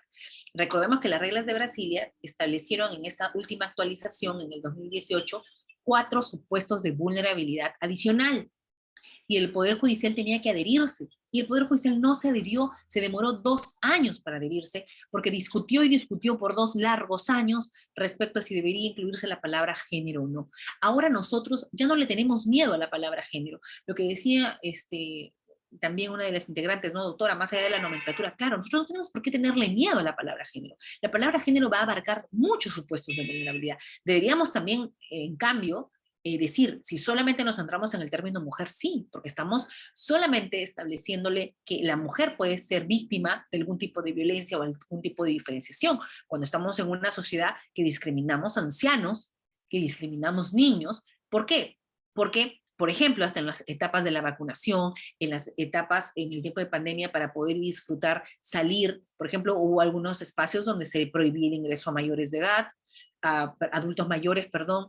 Entonces, eso también generaba algún tipo de diferenciación. Sujeto o no a una regla sanitaria, igual se generaba una diferenciación. Hubo muchas discusiones en España en el tiempo de la pandemia respecto, incluso se hizo una denuncia de una discriminación respecto a esa etapa generacional, ¿no? Respecto a un cierto número de años que tenían aquellas personas que tenían mayores prohibiciones respecto a otras. Claro, Ángela, la educación en casa debería comenzar el respeto y la igualdad. Perfecto. Los patronos culturales se dan desde los hogares. Muy bien, Víctor Raúl. El contenido de las telenovelas. Gabriel, mira, aquí en el tema, todo va enlazado, ¿no? Y esta política lo que plantea es ese cambio de patrón cultural. Pero no va a lograrse si nosotros, incluso como ciudadanos, porque tenemos nuestra gran responsabilidad, que este tema de violencia no es un problema doméstico, no es un problema solo de casa, es un problema, claro, un problema de interés nacional, porque afecta, incluso va en contra de la Constitución, porque aquí se habla de establecer una vida libre de violencia, una vida libre de violencia no solamente para el tema de las mujeres. Entonces, obviamente, el contenido de las novelas, ¿no? Ese tipo de situaciones, pero no hay un ente regulador. Ahora, ¿estamos preparados para que alguien regule, y alguien que no tiene tal vez las condiciones o la educación o la perspectiva de género como tal? Si estamos diciendo al inicio de esta ponencia de que se pretende ahora, recién a los ministros, una vez designados, darles un curso de perspectiva de género, cuando se supone que ellos deberían venir ya preparados con esos cursos antes, no cuando ya son autoridades, ¿no? Igual en el tema de los jueces. Ahora, como les he dicho, esa modificación del reglamento dice todo funcionario público tiene que tener capacitación en temas de violencia, tiene que tener capacitación en temas de perspectiva de género y enfoque de derechos humanos. Esa capacitación es obligatoria. Mire, Gabriel, yo no creo que sea bueno crear otra entidad más. Ayer escuché en las noticias de que el presidente quería generar otra entidad para evaluar un control respecto al cumplimiento, a la Contraloría. Bueno, ya tenemos Contraloría, ya no necesitamos otra entidad más. Generar nuevas entidades, en realidad, lo que genera es mucha burocracia y poco dinamismo. Miren, ¿qué tal les planteo esto? Si hay alguien de algún ministerio acá. Miren, imaginemos si mezclamos o unimos o fusionamos el Ministerio de la Mujer con el Ministerio de Inclusión Social. Porque yo protejo de un lado a la mujer, pero mis políticas de paridad, mis políticas de inclusión que doy como Ministerio de la Mujer, obligado tengo que llamar al Ministerio de Inclusión. Porque el Ministerio de Inclusión lo que hace justamente es proteger a aquellas personas vulnerables. Aquellas personas vulnerables en las que están, por ejemplo, los temas de pensión 65, que ellos tranquilamente podría estar funcionando con el Ministerio de la Mujer. Porque ya no hay una diferenciación. Ojo, recordemos nuestro inicio de ponencia. Teníamos el término mujer como un plan nacional, y justamente por eso se dieron ese tipo de leyes específicas para la mujer, se generaron situaciones, el Centro de Emergencia Mujer también como tal, pero ahora el mismo Centro de Emergencia Mujer amplía también su ámbito de protección, porque ahora estamos hablando de género, y en el tema de género no solamente involucra a mujer, sino también significa otras situaciones de vulnerabilidad. Entonces podemos unirlo y nos evitamos la burocracia y incluso nos evitamos generar políticas que choquen entre ellas, porque no se convocan. A veces los ministerios, entre ellos se generan una cierta rivalidad de querer sobresalir uno por encima del otro, no se convocan y generamos políticas educativas divorciadas de las políticas, por ejemplo, de género, cuando tienen que estar incluidas, porque dentro de los currículos tiene que incluirse aquellas situaciones de vulnerabilidad, ¿no? Entonces, eso es lo que está pasando a nivel nacional. En el sector de educación debería volverse a enseñar la educación, bueno, ya eso es ya criterio del ámbito de educación, ¿no? En las empresas debe ser obligatorio, pero mira Gabriel, bueno, Gabriel está interviniendo bastante. Mira, Gabriel, el tema de que no podemos generar obligatoriedad respecto a la empresa privada. Podemos generar obligatoriedad, sí, de temas de capacitación respecto al sector público, porque obviamente tiene que haber una capacitación previa, así como te dice, si quieres ejercer tal o cual cargo para un perfil determinado, tienes que tener unas ciertas características.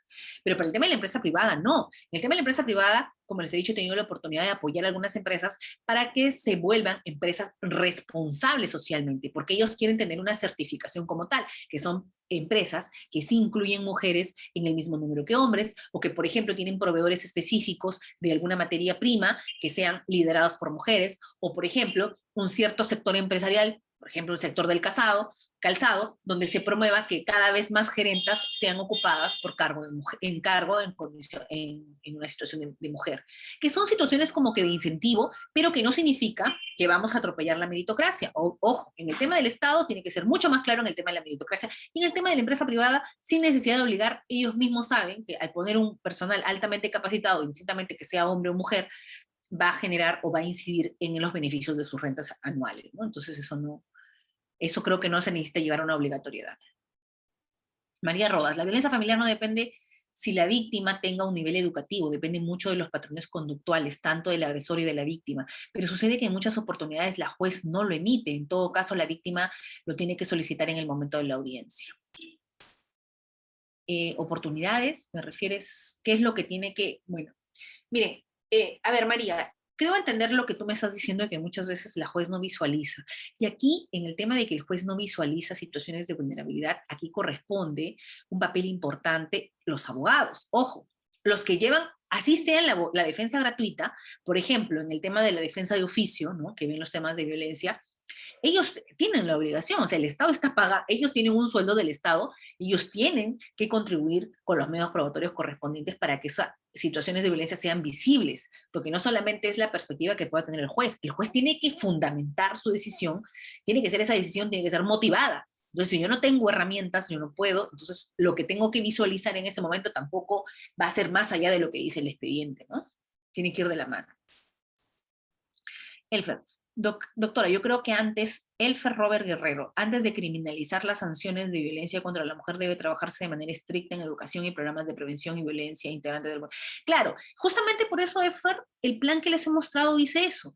Y justamente el capítulo del título 3, lo que dice respecto a la prevención, a la recuperación, a la reeducación de las personas agresoras, por ejemplo, dice: es política de Estado la creación de servicios de tratamiento que contribuyan a la reeducación de personas agresoras. ¿Me pueden decir ustedes qué centro conocen que se está dedicando con presupuesto público a la reeducación de personas agresoras que han cometido violencia del grupo familiar? Lo que yo tengo en conocimiento, como les digo, incluso esta semana hemos tenido algunos problemas justamente por ese tipo de sentencias, como les digo, que ya han sido sentencias condenatorias, pero que la persona o el agresor está con libertad y no ha ido a... Por ejemplo, nosotros cursamos el oficio medio libre, pero ahorita tenemos algunos problemas para comunicación directa con la oficina de medio libre. Lo que no sucede, por ejemplo, cuando la persona agresora está dentro del penal, porque ahí se cursa un oficio, como les había dicho, y ahí lleva su terapia psiquiátrica. Pero ¿qué pasa si está en libertad? ¿Cómo yo, como juez, puedo darme cuenta si la cumplió o no? Tiene que ser necesariamente la agresora la que me va a indicar si es que está cumpliendo o no. Y eso es un riesgo altísimo, obviamente, porque como Estado, ese agresor nos está rehabilitando. A ver, vamos a ver aquí otro.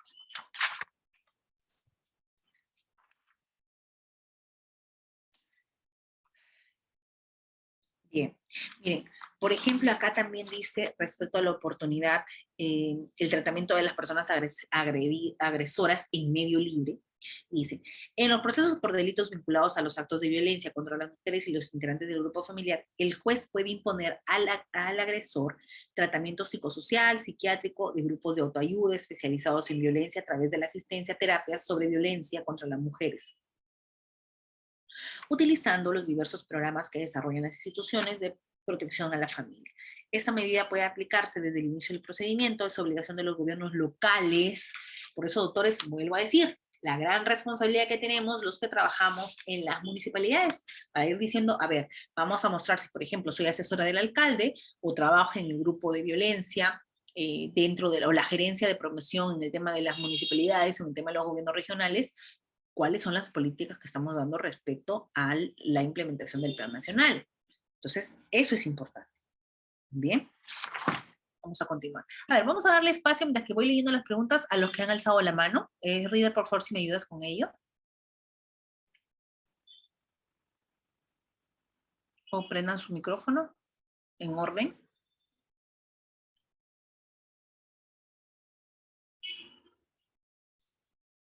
¿Cómo? El Estado a través de los números estatales respectivos para monitorear y hacer seguimiento de la violencia escolar en el caso del interior, que por situaciones de comando sus diferentes unidades no realizan ni dan cuenta. Y si lo hacen como medida preventiva, cambian a la víctima y no al agresor. A ver, Alfredo, si me lo puedes decir mucho más claro, prendes tu micrófono y podemos conversar respecto al cómo. Ah, las diapos. Acá está.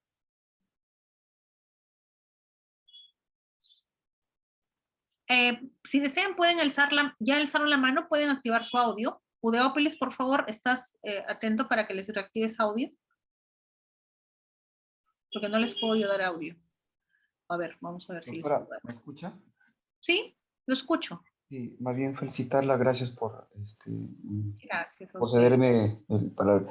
Bueno, en su opinión, ¿cómo se habla mucho de este tema de mujeres, un tema en boga, pero no solamente se debe tener una mirada hacia la sociedad, sino también a las personas, en este caso personal femenino de la policía y Fuerza Armada. Entonces, ellas, es más, yo tengo conocimiento, no puedo expresar de qué institución o de que sufren acoso y violencia psicológica. Entonces, y a veces los superiores manejan esta situación y no quieren llegar a más porque hay situaciones de gestión, ¿no? Y al último, si es que el caso fuere, porque ya el efectivo policial o la efectivo policial decide, toma fuerza en denunciar, a quien cambian es a la víctima, no al agresor. ¿No? Ojo, con medida de protección de juez, todo. Entonces, ¿qué hace el efectivo policial? No, no hace nada y caballero, no puede hacer otra cosa. La cambian a ella, la sacan de un costo, o sea, su costo económico para trasladarse le sale más, o sea, aparte de estar con tratamiento, el costo le sale mal para trasladarse de una unidad a otra, hasta su casa. O sea, todos esos detalles no se visualizan porque se maneja muy al interno, ¿no? Entonces, ¿cómo se puede, cómo a su entender, cuál sería una propuesta? Eso es por un lado. Por otro, escuché muy atentamente lo que usted estaba diciendo con respecto a las casas de refugio, a los hogares o a los albergues para mujeres. Es cierto, esta es una cuestión no solamente de decisión de una política, sino también de voluntad de todos los actores, ¿no? Utilizar la tecnología para poder ayudarse a un mejor control con esta situación. Esa es la segunda parte, es mi apoyo, es mi comentario, pero la primera, ¿cómo sería? Porque hay cosas de que se ocultan mucho y es lamentable. Bien, gracias por tu intervención. Mira, el texto único ordenado justamente nos contempla en el artículo 11 los derechos laborales, el trabajador que es víctima de violencia. En este caso, mira, también está protegido en el tema del ámbito, cuando es una violencia institucional, cuando es una violencia jerárquica, existe también una protección. Pero lo que tú me mencionas ya va más allá de lo que dice el texto único ordenado, que es cómo yo protejo a la víctima. Y no solamente la protejo dentro de la institución en la que ella ha sido agredida, porque no es que el superior la agredió, a ella le agrede un superior en representación de la institución prácticamente. Entonces por eso es que ella se siente, o la víctima en ese momento, tiene que tener una mayor protección, porque es la institución y ella en su condición de víctima no está en las mismas condiciones para poder ejercer o contrarrestar esa violencia. Entonces, por eso que el Estado actúa de manera inmediata. Ahora, lo que usted me menciona, que es lamentable que siendo víctima ella sea la persona prácticamente que a partir de la fecha va a ser cambiada de su entorno, se le puede alterar incluso los horarios, los espacios, se le puede afectar hasta remunerativamente. Hay muchas situaciones de violencia que puedan darse. Ahora, si la pregunta está enfocada a, doctora, ¿qué hacemos en ese caso?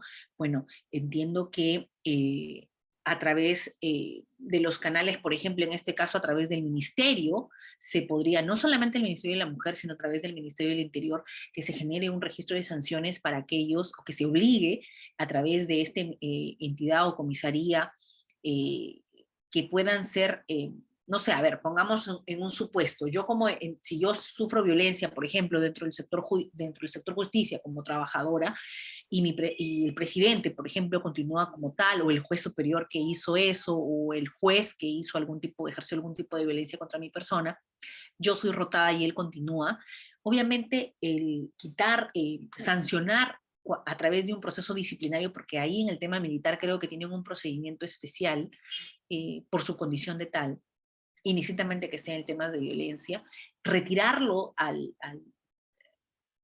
siendo ganador, por ejemplo, de una plaza como tal, o establecer una suspensión efectiva, va a requerir un procedimiento. Lo que podríamos hacer es generar procedimientos mucho más ágiles, que por ejemplo, el juez que dicta una medida de protección sea un juez aguerrido y que incluso en la medida de protección que dicta precise ello, de que la víctima no deba ser sujeta a traslado o rotación alguna, o que la víctima noticie que está siendo revictimizada o que está volviendo a tener porque ya ella ha sido violentada por la actuación del superior, pero al moverla o al hacerle ese trato diferenciado en negativo, estaría volviendo a ser víctima de violencia institucional. Entonces considero ahí que ella al noticiar al juzgado, el juez puede tomar alguna política mucho más rápida para poder evitar que ella siga siendo violentada.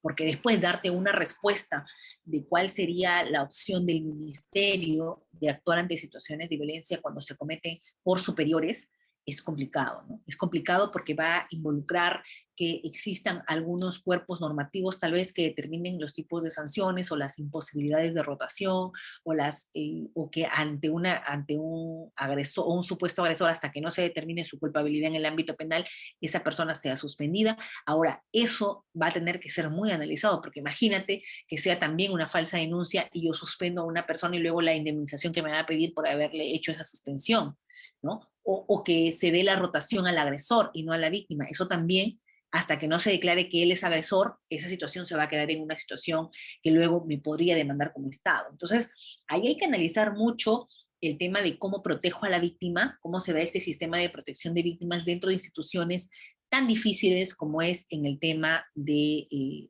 ejemplo que tú me has mencionado, ¿no? Sería tal vez un buen motivo de análisis para establecer una política pública enmarcado dentro de lo que es protección de víctimas, ¿no?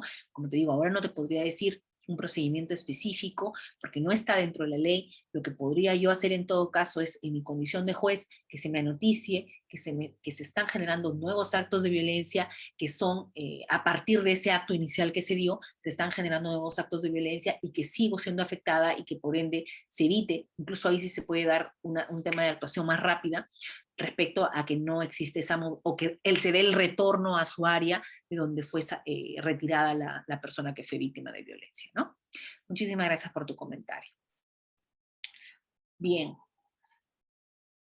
A ver, ¿hay alguien más que desea, había alzado la mano? Si desea, podemos conversar también, para ya pasar a la etapa de la sentencia que les quería mostrar.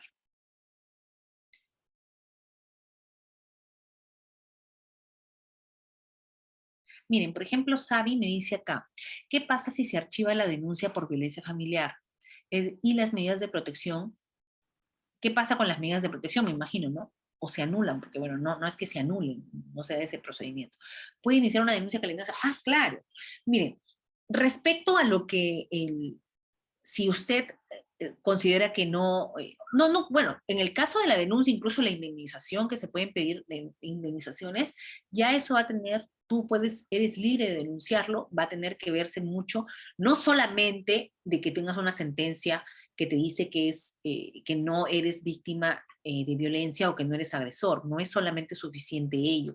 Para establecer, por ejemplo, situaciones de la denuncia calumniosa o en el tema de las indemnizaciones, se va a requerir, por ejemplo, los nexos de causalidad, los factores de atribución, es toda una situación, claro, se va a tener que establecer toda una situación de causalidad, ¿no? De causa-efecto, de que eso te generó a ti un daño y que por eso se tiene que resarcir ese daño. No es simplemente de que si yo denuncio y salí que no era el culpable, inmediatamente eso va a asegurar que tu denuncia calumniosa o que tu indemnización posterior pueda ser necesariamente amparada. Eso es lo que quiero que quede claro. Tú puedes iniciar, claro, o sea, si ti consideras que se te ha denunciado falsamente, y luego en el proceso se ha comprobado que no fue así, tú puedes iniciar luego las medidas y acciones legales correspondientes, pero ojo, eso no significa un condicionamiento, no significa que el juez, porque ya salió negativo, que no, perdón, que no era el responsable, inmediatamente te va a amparar esa denuncia o te va a amparar esa indemnización. Aquí se van a tener que dar otro tipo de causales, otro tipo de nexos, otros factores de atribución que determinen esa causalidad y se pueda generar certeza en el juzgador también respecto a lo que va a decidir. ¿Ya? Bien. Para avanzar un poquito, vamos a mostrar la diapositiva. Aquí, por ejemplo, como les he mostrado, y voy a ir al tema, a ver. En realidad no he avanzado las diapos, pero es todo lo que hemos conversado, doctores. Vamos a ver aquí. Quiero hablarles de este decreto 1470, que muchos me han preguntado. Miren, este decreto 1470, que establece las medidas para garantizar la atención y protección de las víctimas de violencia, vamos a ver acá, ¿ya? Pero ese 1470, ojo, se da en el tiempo justamente del COVID, ¿no? En ese caso, por ejemplo, miren, dice, vamos a bajar esto aquí rapidito. Ya, se puede dar de manera excepcional, por ejemplo, ¿no? Se puede utilizar los recursos tecnológicos necesarios, se puede dar el traslado de jueces y juezas a las comisarías para que dicten medidas de protección, se pueden remitir a los juzgados, por ejemplo, copia de todos los actuados a través de los medios tecnológicos. También se prioriza el tema del mínimo formalismo. Por ejemplo, puedo prescindir de una audiencia, puedo solamente dictar una medida de protección con la información que tengo disponible, no es necesario que yo tenga a la mano la ficha de valoración de riesgo, informe psicológico u otro documento, por el tiempo de que tengo que emitir las medidas de protección, pero por ejemplo, si la declaración de la víctima es suficiente, con eso puedo resolver. Y miren aquí los ámbitos. Miren, este texto único ordenado, aquí dice claramente proceso paralelo por ámbitos. Miren, recibida la denuncia penal o policial, se van a remitir justamente las copias a la Fiscalía Penal para que se inicie el proceso penal. Aquí lo va a resolver el juez penal. En esta área es lo que me comentaban, por ejemplo, ustedes, doctora, pero el principio, justamente lo que se está afectando es el debido proceso, se está afectando el derecho de defensa. Aquí este es el ámbito que va a garantizar todo, es el ámbito penal, ese es el ámbito penal. Pero también, mira, recibida la denuncia, les remites copias a la Fiscalía Penal, pero también actúas con el juzgado de familia. Y el juzgado de familia o el juzgado de violencia, en el supuesto que haya juzgado de violencia, lo que va a hacer el juzgado de familia es dictar las medidas de protección y o medidas cautelares, siempre y cuando así se requiera. Como les digo, lo que pretende la víctima es una protección de manera integral, de manera que la víctima no solamente salga con su medida de protección, como la que ustedes me dicen, doctora, la medida de alejamiento, sino también con, por ejemplo, su pensión de alimentos para ella o para su hija o para su hijo, o también, por ejemplo, con un régimen de visitas o incluso con una tenencia, ¿no? Esa es la medida cautelar que se tiene que dar en ese momento y que es de extrema urgencia. Ahora, algo importante también que hemos conversado, justamente es la vigencia de esa medida de protección. ¿Cuánto tiempo va a durar esa medida de protección? Ese tiempo de protección va a durar mientras permanezca el riesgo que dio origen a la misma.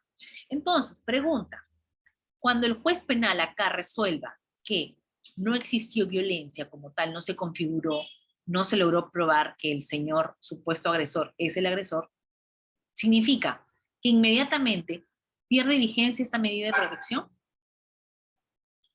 No. Aquí incluso el juez lo que puede hacer es llamar a una audiencia. Llama a una audiencia para determinar la vigencia de las medidas de protección. No. A ver, Sabi, me imagino que lo que tú me estás contando es tu caso como ciudadana. Nosotros estamos dando una explicación jurídica respecto a cómo se va dando. Ahora, tú tienes que tener en cuenta si lo que te ha sucedido a ti ha sido en el marco de la ley anterior, en el marco del texto único ordenado. Ahora, Por ejemplo, si te dejan sin efecto las medidas de protección, es porque se llevó a cabo una audiencia en la que se determinó que la vigencia de las medidas de protección ya no tenía, el riesgo ya no estaba vigente ese riesgo, y por eso recién tiene que eliminarse, por decirlo lo que tú dices, las medidas de protección. Entonces, no significa que lo que resuelve el juez penal inmediatamente va a tener que determinar la eliminación de las medidas de protección. Si se te ha dado un procedimiento diferente al procedimiento que estoy explicando, incluso en tu comisión de abogada, has tenido que interponer los recursos correspondientes, porque si tú lees el texto único ordenado de la 30364 en su aplicación, por eso te digo, desde la fecha que entró en vigencia, que es desde el 6 de septiembre del año 2020, establece claramente cuáles son los ámbitos de protección. Y en esos ámbitos de protección justamente dice que el juez de familia no está supeditado a la actuación del juez penal. ¿Entienden? Exacto. Si la fiscalía archiva y no formaliza, deja sin efecto, efectivamente, no puede dejar sin efecto. En cambio, ¿qué pasaba? Y mira, Milagros, para que tengas claro el tema, mira qué pasaba con la ley anterior. Miren, que es la misma 30364, pero sin la modificatoria. Miren lo que pasaba acá. Denuncio, igualito que en el otro, miren, acá, recibida la denuncia, el remito a ambos, ya, perfecto, esa es la actual. Miren lo que pasaba antes de la modificación, miren. Denuncia policial, el Poder Judicial. La juez o la jueza dicta la medida de protección. A ver, miren, por eso les digo, ustedes, para poder ordenarnos, tenemos que analizar la 30364 antes de la modificación y la 30364 ya texto único ordenado. Perfecto, miren cómo era antes, Denuncia policial, Poder Judicial. El juez o la jueza dicta la medida de protección. Remite a la fiscalía los actuados. El juez penal sanciona, por ejemplo, si sanciona y se pronuncia por las medidas de protección. ¿Qué pasaba si la fiscalía penal archiva o el juez penal absolvía? Miren lo que pasaba acá. El juez de familia archivaba el caso. Aquí sí había un efecto dominó. Es lo que, por ejemplo, el otro Plácido, Alex Plácido dice, ¿no?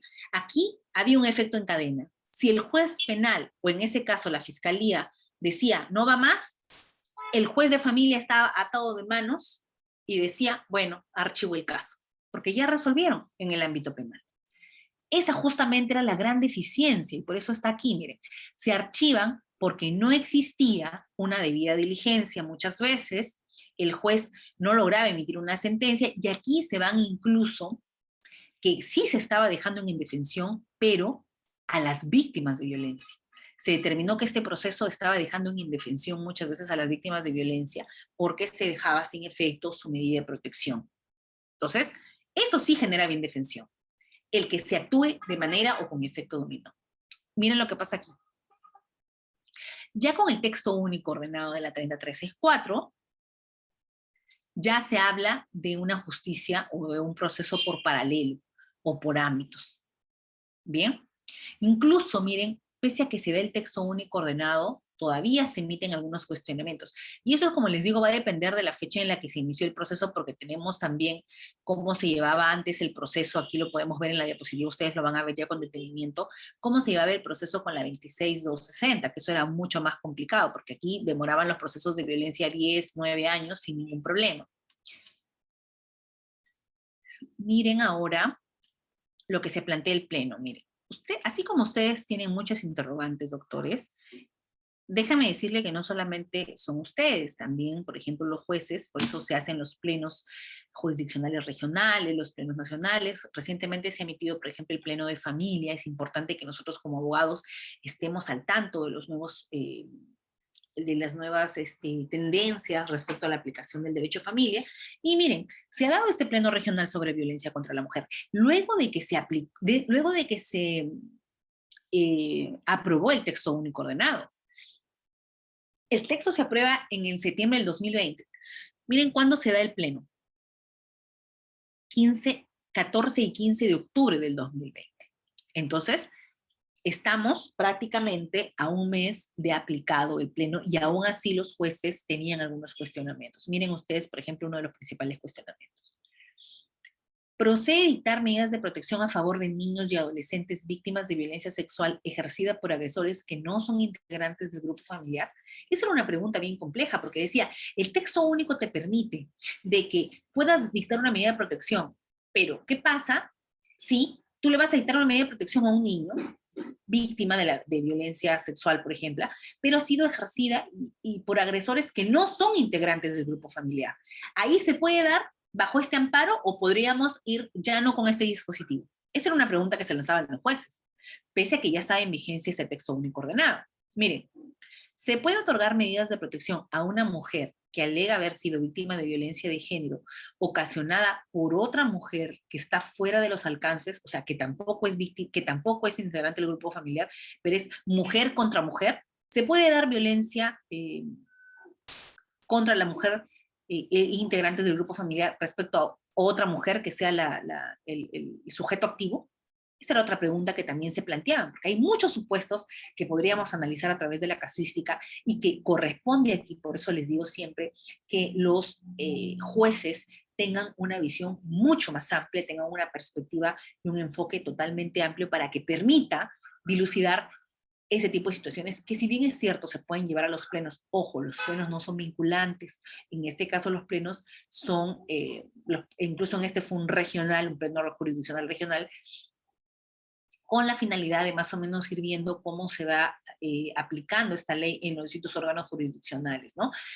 No es vinculante, pero nos da una idea de que ellos también tienen ciertas dudas respecto a la aplicación de este texto único. Miren esto.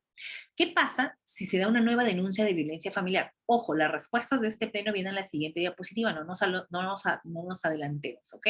Ante una nueva denuncia de violencia familiar en la misma jurisdicción en la que se dictaron medidas de protección o cautelares, puede interpretarse la competencia prevista en el numeral 41.2 del reglamento de la ley 30364 en sentido distinto al método literal y permitir el dictado de las medidas de protección o cautelares por otro juez de la misma jurisdicción. Mira lo que planteaba acá. Decía, doctora, si por ejemplo yo ya tengo una denuncia familiar que recayó en un órgano jurisdiccional en específico, yo puedo interponer otra y que incluso ese juez ya dictó una medida de protección, ya dictó incluso una medida cautelar, se puede interponer dentro de la misma jurisdicción ante otro juez o tiene que recaer en el mismo que ya había dictado una medida de protección. Eso también se cuestionaba. Cuando, por ejemplo, miren este punto 4 que es el más importante. Cuando la evaluación psicológica no determina indicadores de afectación psicológica o daño psicológica. Miren ustedes aquí, se da una evaluación psicológica, pero esta evaluación psicológica respecto de la víctima no determina indicadores de afectación psicológica o daño psicológico. O sea, en esa ficha dice no hay afectación y no hay daño psicológico, ojo, sino solamente establece reacción ansiosa, lo que veníamos comentando al inicio de la exposición. Pero dice una reacción ansiosa aislada. No, dice, establece que hay una reacción ansiosa, pero sujeta o relacionada con los hechos acontecidos o con los hechos ejercidos. Ojo, porque puede haber que yo como víctima de violencia tenga una reacción ansiosa porque ya he tenido un episodio de violencia respecto a otro agresor, bajo otra coyuntura, bajo otros hechos de violencia. Entonces, aquí lo que se dice es, establece una reacción ansiosa, pero por los hechos acontecidos. Ahora, miren la pregunta que se hace. Dice, ¿significa que no se ha producido el acto de violencia psicológica? Y la gran pregunta es, si no hay una evaluación que me diga que hay un indicador de afectación psicológica o daño psicológica, entonces significa que yo no debo dictar medida de protección. Aquí va a actuarse como un juez penal que tiene que evaluar, por ejemplo, en el tema de la actividad probatoria, si es que se realizó o no la violencia y si hubo o no la afectación. O puedo como juez valerme de otras situaciones, valerme de esa, por ejemplo, de esa evaluación aunado a otros medios probatorios, a otras situaciones que me puedan conllevar a tener una decisión de que sí, efectivamente, lo que se está afectando es la dignidad, se está poniendo en riesgo la integridad de la víctima y por eso yo dicto una medida de protección. Miren, esas preguntas que les he mencionado tienen respuesta en la siguiente diapositiva. Y algo que me llama mucho la atención aquí en este pleno es justamente, doctores, que todas las preguntas que se hicieron en ese pleno o que conllevaron a ese pleno tuvieron una decisión en mayoría, no fueron por unanimidad. Entonces significa que nuestras decisiones judiciales, incluso ante tantos cambios que se dan, hay un artículo sobre todo referidos al tema de la provisionalidad respecto a los jueces en las cortes del país, en el Poder Judicial en sí hay un amplio número de jueces no titulares, o sea, jueces supernumerarios o provisionales. Entonces, esto afecta justamente a los principios de independencia, a los principios de alguna manera, de nosotros anticiparnos o de tener una idea, una línea de cuál va a ser la línea de trabajo o la línea de resolución de algunos conflictos de determinados colegiados o determinados órganos jurisdiccionales. Este constante movimiento sí va a afectar de alguna manera. Entonces, más aún, si tenemos decisiones por mayoría, no tenemos decisiones por unanimidad, entonces significa que se dejan espacios o grandes espacios para emitir algunos pronunciamientos que no necesariamente estén acordes con las líneas del pleno jurisdiccional, ¿no? Aquí, por ejemplo, lo que predomina en la respuesta 4, y es lo que dice el pleno 4, dice, bueno, si hay una evaluación psicológica, o sea, sí existe una evaluación, y si van a identificar, si bien es cierto, no se identifica un maltrato como tal, pero sí hay una reacción ansiosa que está ligada a la situación hecha de violencia, entonces sí corresponde que le dictes una medida de protección. Pese a que no fue una decisión en mayoría, igual nos lleva a establecer que el juzgador va a tener con un mayor enfoque, con un tema mucho más garantista, poder otorgar esas medidas de protección. Miren acá. Este expediente, bueno, acá no los he puesto los supuestos. Ese expediente ustedes lo pueden googlear en el internet, ya no me va a dar tiempo de compartirlo, pero les voy a enviar estas diapositivas. Este expediente, por ejemplo, nos habla de aquellas medidas de protección que incluso en las que supuestamente estarían sujetas a algunas incongruencias respecto, por ejemplo, a la extrapetita, respecto a pretensiones que no fueron pedidas, o también respecto a sujetos que fueron incorporados en segunda instancia. Entonces, esta sentencia es muy importante, ya quedará pendiente otra clase para poder comentarla, porque nos abre nuevos supuestos de justicia con enfoque o justicia con perspectiva de género, en la que no necesariamente todo lo que está en el expediente es lo que corresponde ser su motivo de análisis. También, por ejemplo, si es que el Ministerio Público en su oportunidad, cuando solicita una medida de protección, no incorpora a un sujeto que sí debería estar incorporado, y el Poder Judicial puede corregir, por decir la plana, y solicitar esa incorporación. Entonces, sí se han dado algunos supuestos, y este es un expediente en la que se determina cuáles son los supuestos para otorgar medidas de protección, muy importante, de importante lectura, ¿no? Entonces, ahí se las voy a enviar en las diapositivas para que ustedes lo googleen. Ahora, antes de que terminemos, voy a dar oportunidad también, pero un ratito quiero enviarles lo que les había dicho, cómo me pueden ubicar en mis redes sociales. A ver. Vamos a... Cualquier interrogante también me pueden hacer por ahí. Sé que a veces en el tiempo de capacitación es muy poco para poder resolver varias dudas. Como les digo, me gustaría mucho que se contacten conmigo, sobre todo aquellos servidores de las municipalidades, de los gobiernos regionales, para poder orientarlos y viabilizar estas políticas nacionales para que tengan una real materialización. Eso es muy importante, podemos hacer muchos trabajos y eso les ayuda también a ustedes en su quehacer diario, ¿no? Tener esas nuevas iniciativas para poder materializar, a ver aquí, el tema de la justicia con perspectiva de género. Gracias, chicos, espero volvernos a ver. Sigan, ya saben ustedes que tienen que darle bastante énfasis en el tema de la capacitación de perspectiva de género. Eso es lo que ahora la tendencia, se ha dado recién la modificación, y están Mira, Glenny Reyes, ya que estás trabajando en una municipalidad, sería muy importante contactarnos, todas las personas que trabajan, por ejemplo, en los centros de emergencia mujer, puedo brindarles de manera gratuita incluso una capacitación en sus municipalidades, todo enfocado ya en lo que es la política nacional, ¿no? Eso es bastante importante. Yo de verdad asumo un compromiso sobre eso, ¿no? Sobre establecer políticas nacionales reales, ¿no? No solamente capacitaciones, porque eso queda a veces, escuchamos y eso queda. La idea es armar proyectos, enfatizar sobre todo, doctores ya saben, en la creación de hogares temporales, hogares de acogida, no solamente en el tema de, les estoy, perdón un ratito, enviando acá aquí está, eh, aquí está. Ahí les estoy enviando mi red social para que, como Tania Carolina Bocanegra, me pueden encontrar y podemos conversar sobre todo de materializar algunas políticas públicas, ¿no? En eso les puedo apoyar. Chicos, vayamos al menos con la idea de que debemos dar prioridad a las casas de acogida, eso es lo más importante. Incluso también si tenemos la oportunidad de que nuestras municipalidades subvencionen de alguna manera, por ejemplo, la creación de albergues temporales, eso también, doctores, démosle mayor impulso. Yo en mi condición de juez supernumeraria de familia tuve el año pasado un problema muy difícil cuando cerraron Sembrando Esperanzas, no sé si alguno de la Municipalidad de Trujillo, cerraron Sembrando Esperanzas justo en diciembre para la Navidad. Fue una Navidad muy triste ver cómo los niños los dejaron prácticamente en la puerta del juzgado porque ya no los podían tener, y ubicarlos en albergues es una tarea muy difícil. Por eso siempre resalto el trabajo tan importante que realizan los trabajadores sociales, ¿no? Que indistintamente de la fecha que sea, ellos están ahí buscando el espacio para aquellos niños, para aquellos ancianos, ¿no? Para que no se queden literalmente en la calle o en alguna comisaría. Muchísimas gracias por su atención. Ya saben, nos podemos conectar por nuestras redes sociales, que ahora en futuros eventos gratuitos, también hay bastantes eventos que dictamos a través de las Cortes. Muchísimas gracias a Audeópolis por la invitación.